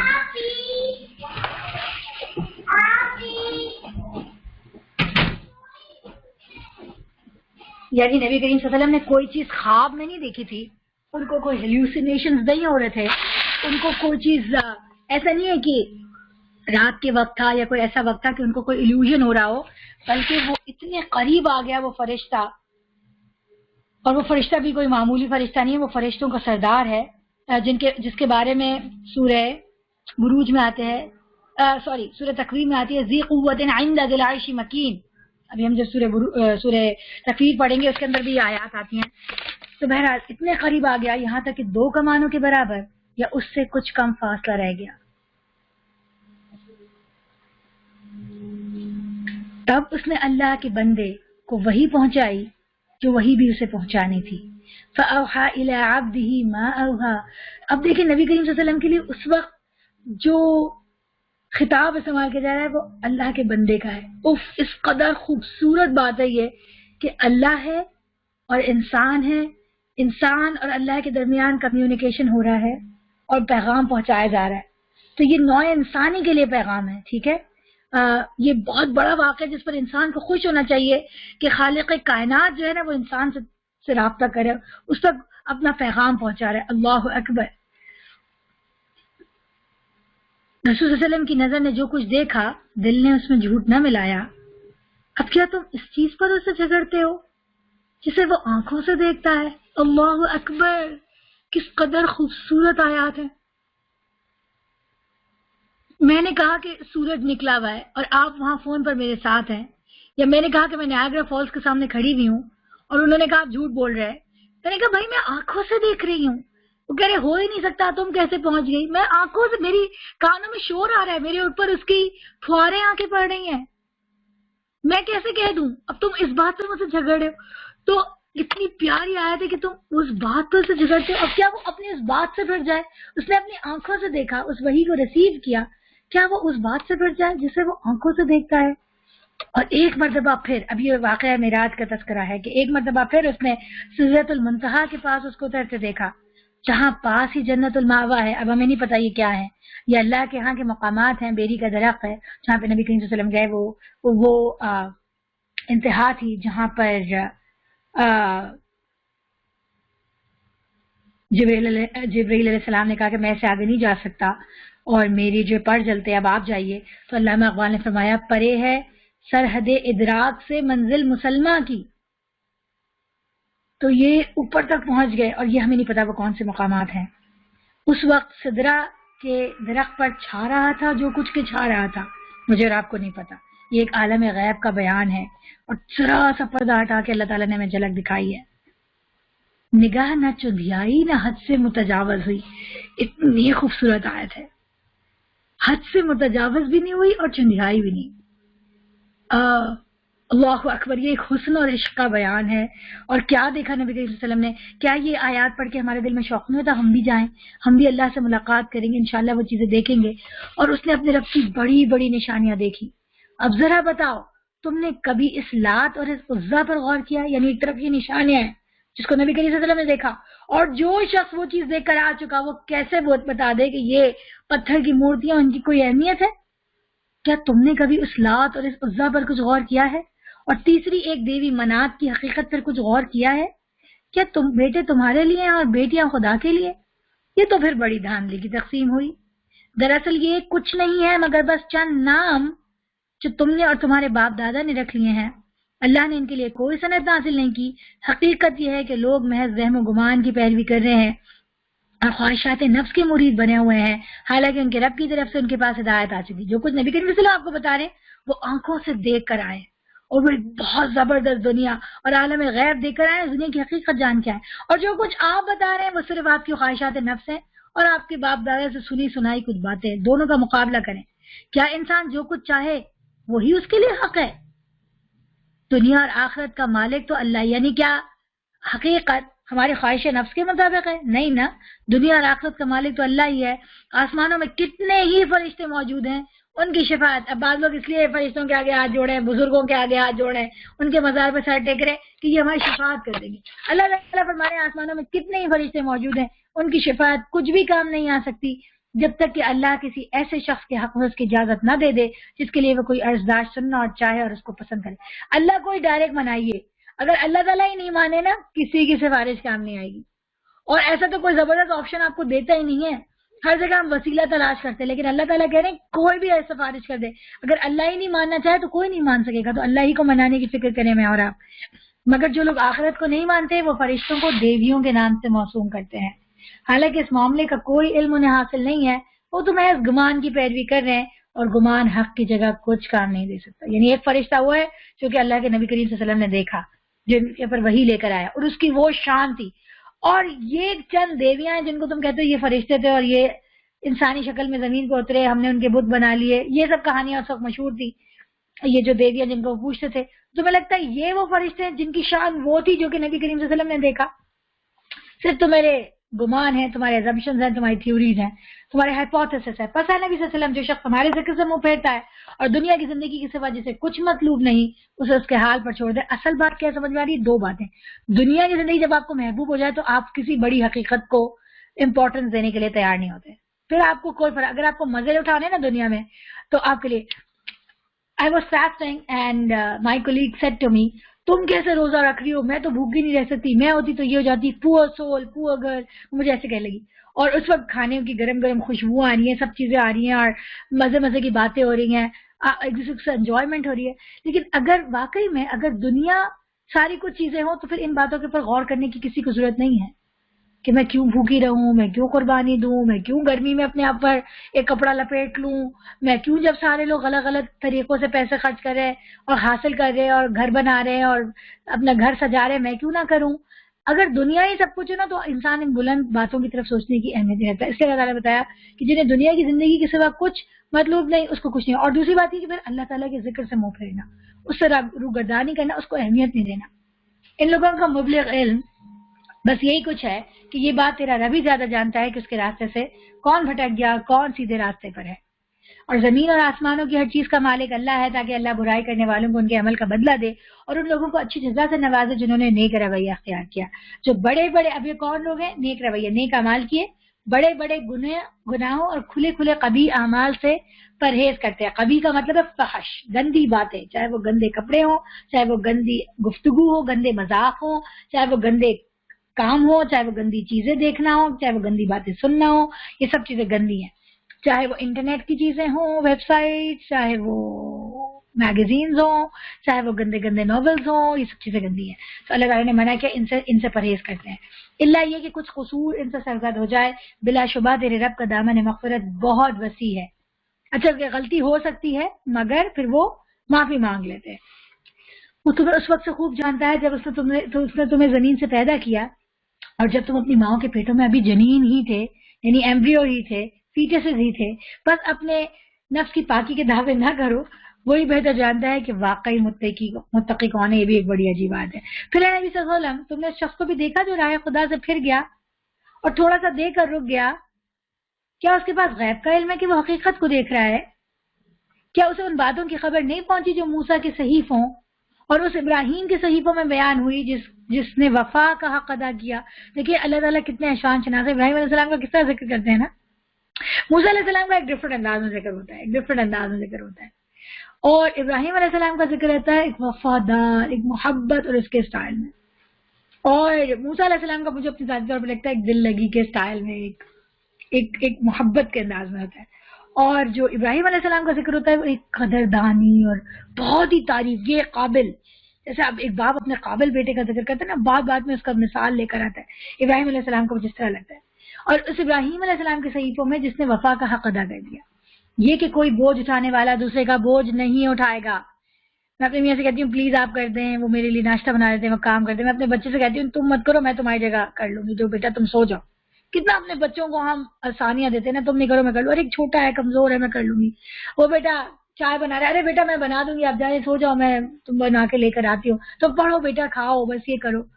اپنی بیٹیوں کی جب شادی ہو جاتی ہے ہمارا دل چاہتا ہے کھانے بنا بنا کے ان کو بھیج دیں، ان کے بچوں کو خود پال لیں کسی طرح، ان کو کوئی تکلیف نہیں ہونے دیں، لیکن قیامت کے روز ہم یہ بوجھ نہیں اٹھا سکیں گے، نہ کوئی ہمارا اٹھا سکے گا اور نہ ہم کسی کا اٹھا سکیں گے۔ اور یہ کہ انسان کے لیے کچھ نہیں ہے مگر وہ جس نے اس کی صحیح کی ہے۔ اس سے کیا مطلب ہے کہ کوئی نام، مرتبہ، تعلق، کوئی نسبت، کوئی کام نہیں آئے گی، اصل جو کام آئے گا وہ کام آئیں گے، اور یہ کہ اس کی صحیح عنقریب دیکھی جائے گی، اور یہ بھی مت سمجھو کہ جو کچھ کیا کرایا وہ ضائع ہو گیا، کوئی دیکھتا ہی نہیں ہے، اللہ تعالیٰ دیکھیں گے، پھر اس کی پوری جزا اسے دی جائے گی، اور یہ کہ آخرکار پہنچنا تیرے رب ہی کے پاس ہے۔ اللہم حاسبنی حسابا یسیرا، اللہم حاسبنا حسابا یسیرا، اللہ تعالیٰ ہمارا آسان حساب لیجیے گا اور ہمیں بڑھ چڑھ کر کئی گناہ اجر عطا فرمائیے گا، ہمارے عمل کی مناسبت سے نہیں بلکہ اپنی رحمت کی مناسبت سے، آمین۔ اور یہ کہ اسی نے ہنسایا اور اسی نے رلایا، اور یہ کہ اسی نے موت دی اور اسی نے زندگی بخشی، اور یہ کہ اسی نے نر اور مادہ کا جوڑا پیدا کیا ایک بوند سے جبکہ وہ ٹپکائی جاتی ہے، اور یہ کہ دوسری زندگی بخشنا بھی اسی کے ذمہ ہے، اور یہ کہ اسی نے غنی کیا اور جائیداد بخشی، اور یہ کہ وہی شعرا کا رب ہے، شعرا ستارے کا نام ہے جس کو وہ پوجتے تھے، تو جس کو تم پوجتے ہو اس کو بھی پیدا کرنے والا وہی ہے، اور یہ کہ اسی نے عاد اولا کو ہلاک کیا۔ عاد اولا کون ہے؟ جو کہ ہود علیہ السلام کی ماننے والے، اور عاد ثانی کون ہے؟ سمود، اور سمود کو ایسا مٹایا کہ ان میں سے کسی کو باقی نہ چھوڑا، اور سمود کو بھی ہلاک کر دیا، بس کسی کو بھی باقی نہیں چھوڑا، اور ان سے پہلے قوم نوح کو تباہ کیا کیونکہ وہی تھے سخت ظالم و سرکش لوگ۔ اب یاد رکھیں یہ خطبہ کن کے سامنے ہو رہا ہے؟ سرداران قریش کے سامنے ہو رہا ہے، جو نبی کریم صلی اللہ علیہ وسلم اور مسلمانوں کو سخت اذیت پہنچا رہے ہیں، اور اوندھی گرنے والی بستیوں کو اٹھا پھینکا، پھر چھا دیا ان پر جو کچھ تم جانتے ہو کہ کیا چھا دیا۔ پس اے انسان اپنے رب کی کن کن نعمتوں میں تو شک کرے گا؟ یہ ایک تنبیہ ہے پہلے آئی ہوئی تنبیہات میں سے، آنے والی گھڑی قریبا لگی ہے، اللہ کے سوا کوئی اس کو ہٹانے والا نہیں ہے۔ اب کیا یہی وہ باتیں ہیں جن پر تم اظہار تعجب کرتے ہو، یا ایسی باتیں ہیں جو تمہیں لگتا ہے کہ کوئی مجنون کر سکتا ہے، کوئی کاہن کر سکتا ہے، کوئی بہکاوا آدمی کر سکتا ہے، کوئی شاعر کر سکتا ہے؟ ایسی باتیں کرتے ہیں شاعر، مجنون، کاہن؟ ہنستے ہو اور روتے نہیں ہو، اور گا بجا کر انہیں ٹالتے ہو۔ یعنی جب دل کے اندر سے کوئی آواز اٹھتی ہے نا، یار ہم صحیح نہیں کر رہے، ضمیر کی آواز، تو ہم کہتے ہیں کہ اف بہت دماغ پریشان ہو رہا ہے، گانا سن لیتے ہیں، کوئی انجوائے کر لیتے ہیں تاکہ وہ دماغ مجھے ضمیر کی جو چبھن ہے جو تنگ کر رہی ہے وہ دور ہو جائے۔ ویسے یہ کافروں کے لیے، لیکن میں اپنے اوپر رکھ کے سوچ رہی ہوں، جھک جاؤ اللہ کے آگے اور بندگی بجا لاؤ۔ یہاں پر سورہ نجم ختم ہوئی اور آپ دیکھیں کہ چھوٹی آیات ہیں، اور کس طرح وہ دل کے اوپر جیسے تیر جا کے لگتا ہے ایسے جا کے لگتی ہیں، چھوٹے چھوٹے جملے، اور ایسے دل کے اندر ترازو ہو جاتے ہیں اور سوالات کرتے ہیں اور قائل کر لیتے ہیں کہ انسان کی زبان گنگ ہو جائے۔ تو یہ وہ سورہ ہے جس نے ان مشرکین مکہ کی زبان کو گم کر دیا، ان کو ایسا مبہوت کر دیا کہ وہ سب بے اختیار سجدے میں گر گئے۔ اللہ اکبر۔ اب سورہ قمر ہے، یہ ایک اور بہت خوبصورت سورت ہے اور اس کا بھی آہنگ بڑا زبردست ہے۔ بسم اللہ الرحمن الرحیم۔ قیامت کی گھڑی قریب آ گئی اور چاند پھٹ گیا۔ اب یہ شق قمر کی اشارہ جو کہ نبی کریم صلی اللہ علیہ وسلم نے ایک طرف اشارہ کیا اور چاند دو ٹکڑے ہو گیا۔ مگر ان لوگوں کا حال یہ ہے کہ خواہ کوئی نشانی دیکھ لیں منہ موڑ جاتے ہیں اور کہتے ہیں یہ تو چلتا ہوا جادو ہے۔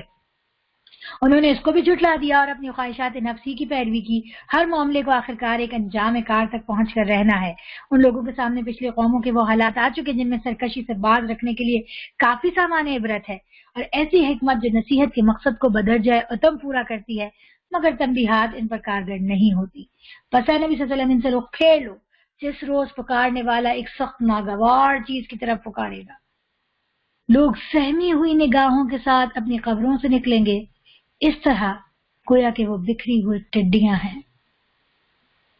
پکارنے والے کی طرف دوڑے چلے جائیں گے، کچھ سنائی نہیں، کچھ پتہ نہیں کہ کون پکار رہا ہے، کوئی طاقت ہے جو اس ناگوار شے کی طرف بلانے والی اس آواز کی طرف دوڑائی چلی جا رہی ہے۔ ایک حشر کا عالم ہے۔ آپ سوچیں کہ آپ کہیں بیٹھے ہیں اور آپ کو پتہ چلے کہ یہاں پہ بم رکھا گیا، آج کل بڑا مشہور ہے یہ باتیں، یہ فائر الارم بج جائے آپ کیسے پاگلوں کی طرح بھاگتے ہیں، یو ہیو نو آئیڈیا کدھر جانا ہے، بس آپ بھاگے چلے جا رہے ہیں۔ تو وہ تو ایسی خوفناک چنگھاڑ ہوگی جو سور پھونکا جائے گا اور آپ اس کی طرف دوڑے چلے جا رہے ہیں، پکارنے والے کی طرف دوڑے چلے جا رہے ہوں گے، اور وہی منکرین جو دنیا میں انکار کرتے تھے اس وقت کہیں گے یہ دن تو بڑا کٹھن ہے. ان سے پہلے نوح علیہ السلام کی قوم جھٹلا چکی. انہوں نے ہمارے بندے کو جھوٹا قرار دیا اور کہا کہ یہ دیوانہ ہے، اور وہ بری طرح جھڑکا گیا. نوح علیہ السلام کو کتنی سادہ ان کے ساتھ بدتمیزی کی گئی. آخر کار اس نے اپنے رب کو پکارا. اس نے کہا میں مغلوب ہو چکا، اب تو ان سے انتقام لے. تب ہم نے موسلا دھار بارش سے آسمان کے دروازے کھول دیے اور زمین کو پھاڑ کر چشموں میں تبدیل کر دیا، اور یہ سارا پانی اس کام کو پورا کرنے کے لیے مل گیا جو مقدر ہو چکا تھا. اور نوح علیہ السلام کو ہم نے ایک تختوں اور کیلوں والی پر سوار کر دیا جو ہماری نگرانی میں چل رہی تھی. یہ تھا بدلہ اس شخص کی خاطر جس کی ناقدری کی گئی تھی. اس کشتی کو ہم نے ایک نشانی بنا کر چھوڑ دیا. پھر کوئی ہے نصیحت قبول کرنے والا؟ دیکھ لو کیسا تھا میرا عذاب اور کیسی تھی میری تنبیہات. ہم نے اس قرآن کو نصیحت کے لیے آسان ذریعہ بنا دیا. پھر کیا ہے کوئی نصیحت قبول کرنے والا؟ عاد نے جھٹلایا تو دیکھ لو کیسا تھا میری عذاب اور کیسی تھی میری تنبیہات. ہم نے ایک پیہم نحوست کے دن سخت طوفانی ہوا ان پر بھیج دی جو لوگوں کو اٹھا اٹھا کر اس طرح پھینک رہی تھی جیسے وہ جڑ سے اکھڑے ہوئے کھجور کے تنے ہوں. بس دیکھ لو کیسا تھا میری عذاب اور کیسی تھی میری تنبیہات. ہم نے اس قرآن کو نصیحت کے لیے آسان ذریعہ بنا دیا. پھر کیا ہے کوئی نصیحت قبول کرنے والا؟ سمود نے تنبیہات کو جھٹلایا اور کہنے لگے ایک اکیلا آدمی جو ہم ہی میں سے ہے کہ ہم اس کے پیچھے چلے. اگر ہم اس کا اتباع قبول کر لیں تو اس کے معنی یہ ہوں گے کہ ہم بہک گئے اور ہماری عقل ماری گئی ہے. کیا ہمارے درمیان بس یہی ایک شخص ہے جس پر خدا کا ذکر نازل کیا گیا؟ نہیں، بلکہ یہ پرلے درجے کا جھوٹا اور برخود غلط ہے. ہم نے اپنے پیغمبر سے کہا کل ہی انہیں معلوم ہو جاتا ہے کہ کون پرلے درجے کا جھوٹا اور کون برخود غلط ہے. ہم اونٹنی کو ان کے لیے فتنہ بنا کے بھیج رہے ہیں. اب ذرا صبر کے ساتھ دیکھ کہ ان کا انجام کیا ہوتا ہے. ان کو جتا دے کہ پانی ان کے اور اونٹنی کے درمیان تقسیم ہوگا اور ہر ایک اپنی باری کے دن پر پانی پر آئے گا. آخرکار ان لوگوں نے اپنے آدمی کو پکارا، یعنی اپنے قوم کے کہتے ہیں سب سے شقی القلب قرآن کی سورہ ہے کی آیت ہے کہ ان کی قوم کا سب سے شقی القلب آدمی اٹھا. بڑا پاورفل ہوگا کوئی اور اس کا دل بھی بڑا پتھر ہوگا. کسی کی ہمت نہیں ہو رہی تھی ایک معجزے میں نظر آنے والی اونٹنی کو قتل کرنے کی، مگر وہ اٹھا اور اس نے کہا ٹھیک ہے. اس نے اس کام کا بیڑا اٹھایا اور اونٹنی کو مار ڈالا. پھر دیکھ لو کہ کیسا تھا میری عذاب اور کیسی تھی میری تنبیہات. ہم نے ان پر بس ایک ہی دھماکہ چھوڑا اور وہ باڑے والے کی روندی ہوئی باڑ کی طرح بھس ہو کر رہ گئے. ہم نے اس قرآن کو نصیحت کے لیے آسان ذریعہ بنا دیا. اب ہے کوئی نصیحت قبول کرنے والا؟ لوط علیہ السلام کی قوم نے تنبیہات کو جھٹلایا اور ہم نے پتھراؤ کرنے والی ہوا اس پر بھیج دی. صرف لوط علیہ السلام کے گھر والے ان کو ہم نے رات کے پچھلے پہر بچا کر نکال دیا. خاص اپنے فضل سے یہ جزا دیتے ہیں ہم اس شخص کو جو خود شکر گزار ہوتا ہے. لوط علیہ السلام نے اپنے قوم کے لوگوں کو ہماری پکڑ سے خبردار کیا، مگر وہ ساری تنبیہات کو مشکوک سمجھ کر باتوں میں اڑاتے رہے. پھر انہوں نے اسے اپنے مہمانوں کی حفاظت سے باز رکھنے کی کوشش کی. آخرکار ہم نے ان کی آنکھیں موند دیں کہ چکھو اب میرے عذاب اور میری تنبیہات کا مزہ. صبح سویرے ہی کا اٹل عذاب نے ان کو آ لیا. چکھو مزہ اب میرے عذاب کا اور میری تنبیہات کا. ہم نے اس قرآن کو نصیحت کے لیے آسان ذریعہ بنا دیا. بس ہے کوئی نصیحت قبول کرنے والا؟ اور آل فرعون کے پاس بھی تنبیہات آئی تھی مگر انہوں نے ہماری ساری نشانیوں کو جھٹلا دیا. آخرکار ہم نے ان کو پکڑا اس طرح جیسے کوئی زبردست قدرت والا پکڑا کرتا ہے. کیا تمہارے کفار کچھ ان لوگوں سے بہتر ہے؟ یا آسمانی کتابوں میں تمہارے لیے کوئی معافی لکھی ہوئی ہے؟ یا ان لوگوں کا کہنا یہ ہے کہ ہم ایک مضبوط جتھا ہے اپنا بچاؤ کر لیں گے. ان قریب یہ جتھا شکست کھا جائے گا اور یہ سب پیٹ پھیر کر بھاگتے نظر آئیں گے. بلکہ ان سے نمٹنے کے لیے اصل وعدے کا وقت تو قیامت ہے اور وہ بڑی آفت اور زیادہ تلخ ساعت ہے. یہ مجرمین در حقیقت غلط فہمی میں مبتلا ہیں. ان کی عقل ماری گئی ہے. جس روز یہ منہ کے بل آگ میں گھسیٹے جائیں گے اس روز ان سے کہا جائے گا اب چکھو جہنم کی لپٹ کا مزہ. اللہم اجرنا من النار. ہم نے ہر چیز ایک تقدیر کے ساتھ پیدا کی اور ہمارا حکم بس ایک ہی حکم ہوتا ہے اور پلک جھپکتے ہی وہ عمل میں آ جاتا ہے. تم جیسے بہت سو کو ہم ہلاک کر چکے. پھر ہے کوئی نصیحت قبول کرنے والا؟ جو کچھ انہوں نے کیا ہے وہ سب دفتروں میں درج ہے اور ہر چھوٹی بڑی بات لکھی ہوئی موجود ہے. نافرمانی سے پرہیز کرنے والے یقیناً باغوں اور نہروں میں ہوں گے سچی عزت کی جگہ بڑی ذی اقتدار بادشاہ کے قریب. یہ اس کی آخری آیت ہے اور یہ آیت بڑی عجیب ہے. آپ نے یہ ساری سورہ پڑھی، اس میں اللہ تعالیٰ کا عظمت اور جلال ہے اور اللہ کا غضب ہے اور ایک بہت طاقتور رب کی باتیں، اور ہم سب ڈر گئے یہ سورہ کو سن کے. آخری آیتوں کا جو کلوزنگ آیات ہے وہ کیا اتنی زبردست ہے، اتنی زبردست ہے. آپ سنیں جب آپ پورے ڈرے ہوئے تو اللہ تعالیٰ کہہ رہے ہیں کہ لیکن جو نافرمانی سے پرہیز کریں گے وہ یقیناً باغوں اور نہروں میں ہوں گے سچی عزت کی جگہ. کہاں ہوں گے؟ عند ملیک مقتدر، ذی اقتدار بادشاہ کے قریب. اللہ اکبر، جو اتنا طاقتور ہے وہ ان سے خوش ہو جائے گا اور ان کو اپنے قریب بٹھائے گا. اللہ اکبر. بڑی عجیب آیت ہے، بڑی جھنجھوڑنے والی خوبصورت آیت ہے کہ ڈرے ہوئے لوگوں سے کہہ رہی ہے کہ تم نہیں ڈرو، تم تو میرے پاس ہوں گے. کس کے پاس ہوں گے؟ جو اتنا طاقتور ہے. سمود کو اس نے الٹ دیا، لوط علیہ السلام کی قوم کو برباد کیا، جو نافرمان اٹھا اس نے برباد کر کے رکھ دیا. اتنا طاقتور، اس زبردست طاقتور رب کے بادشاہوں کے بادشاہ کے قریب سیٹ ملے گی. اللہ اکبر. تو بندہ جو ڈرتا ہے وہ ایک دم کھل اٹھتا ہے، وہ کہتا ہے اچھا میں اچھے کام کروں گا تاکہ مجھے اللہ تعالیٰ کے قریب جگہ ملے. اللہ اکبر. اب سورہ رحمان ہم پڑھ لیتے ہیں. اس سورہ کی خوبصورتی کے بارے میں آپ جانتے ہیں، ہم اس کو ترجمے سے پڑھتے ہیں. بسم اللہ الرحمن الرحیم. نہایت مہربان خدا نے اس قرآن کی تعلیم دی، اسی نے انسان کو پیدا کیا، اسی نے بولنا سکھایا. جو بولنے کی قوت ہے یہ بہت عجیب ہے. کس طرح ہم بولنا شروع کرتے ہیں، پھر کس طرح زبردست گفتگو کرتے ہیں اور کتنی مختلف زبانیں بولتے ہیں. تو علامہ البیان پہ غور کیجئے. سورج اور چاند ایک حساب کے پابند ہیں اور تارے اور درخت سب سجدہ ریز ہیں.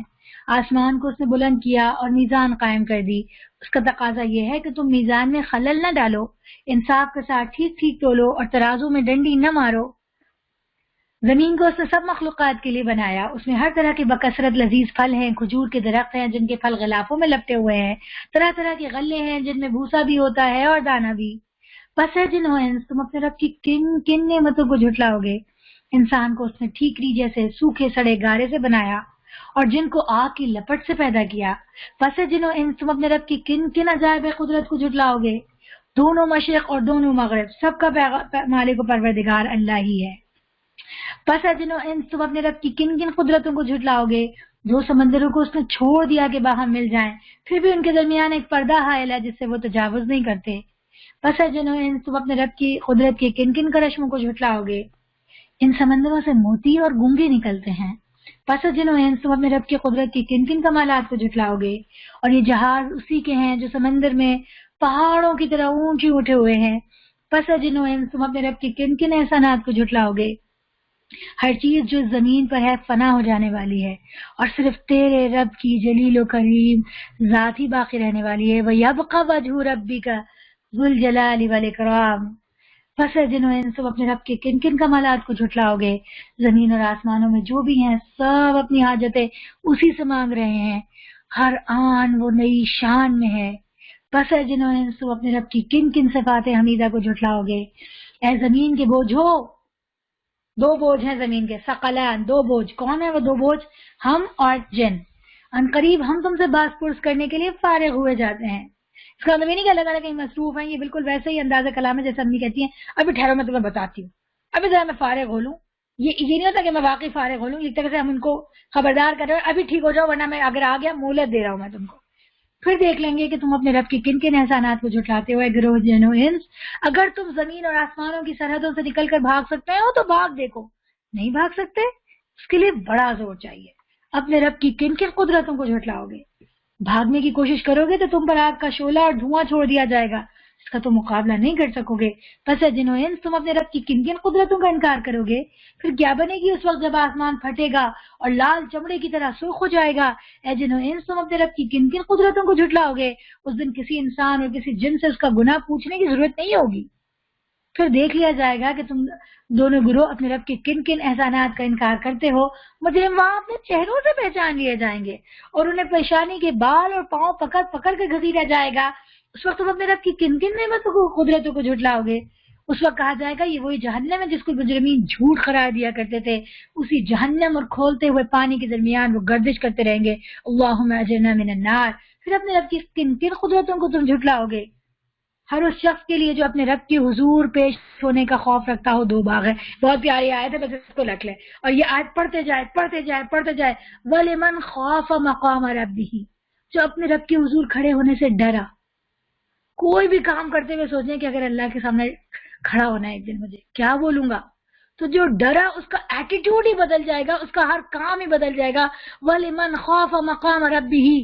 اس کے لیے کیا ہے؟ دو جنتان، ایک باغ رہنے کے لیے، ایک باغ پکنک منانے کے لیے. اپنے رب کی کن کن انعامات کو تم جھٹلاؤ گے؟ ہری بھری ڈالیوں سے بھرپور. اپنے رب کی کن کن انعامات کو جھٹلاؤ گے؟ ان دونوں باغوں میں 2 چشمے روا ہوں گے.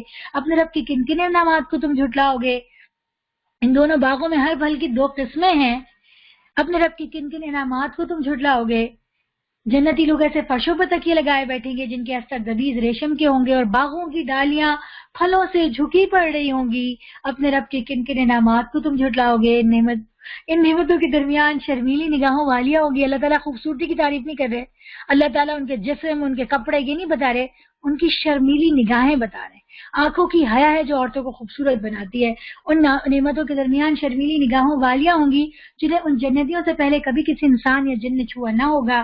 اپنے رب کی کن کن انعامات کو تم جھٹلاؤ گے؟ ایسی خوبصورت جیسے ہیرے اور موتی. اپنے رب کی کن کن انعامات کو تم جھٹلاؤ گے؟ نیکی کا بدلہ نیکی کے سوا اور کیا ہے؟ هل جزاء الاحسان الا الاحسان. پھر تم اپنے رب کی کن کن اوصاف حمیدہ کا انکار کرو گے؟ ان 2 باغوں کے علاوہ 2 باغ اور ہیں. اوکے 2 اور باغ ہیں, زبردست. اپنے رب کی کن کن انعامات کو تم جھٹلاؤ گے؟ گھنے سبز و شاداب باغ. اپنے رب کی کن کن انعامات کو تم جھٹلاؤ گے؟ دونوں باغوں میں 2 چشمے فواروں کی طرح ابلتے ہوئے. اپنے رب کی کن کن انعامات کو تم جھٹلاؤ گے؟ ان میں بکثرت پھل اور کھجورے اور انار ہوں گے. اپنے رب کی کن کن انعامات کو تم جھٹلاؤ گے؟ ان نعمتوں کے درمیان خوبصورت بیویاں ہوں گی.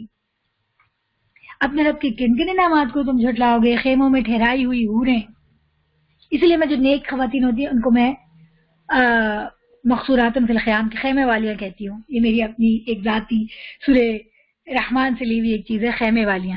جو شرمائی سیدھی سادی مومن خواتین ہوتی ہیں نا, پردے والیاں, ان کو میں کہتی ہوں خیمے والیاں, اور وہ اس آیت سے میں نے لیا ہے.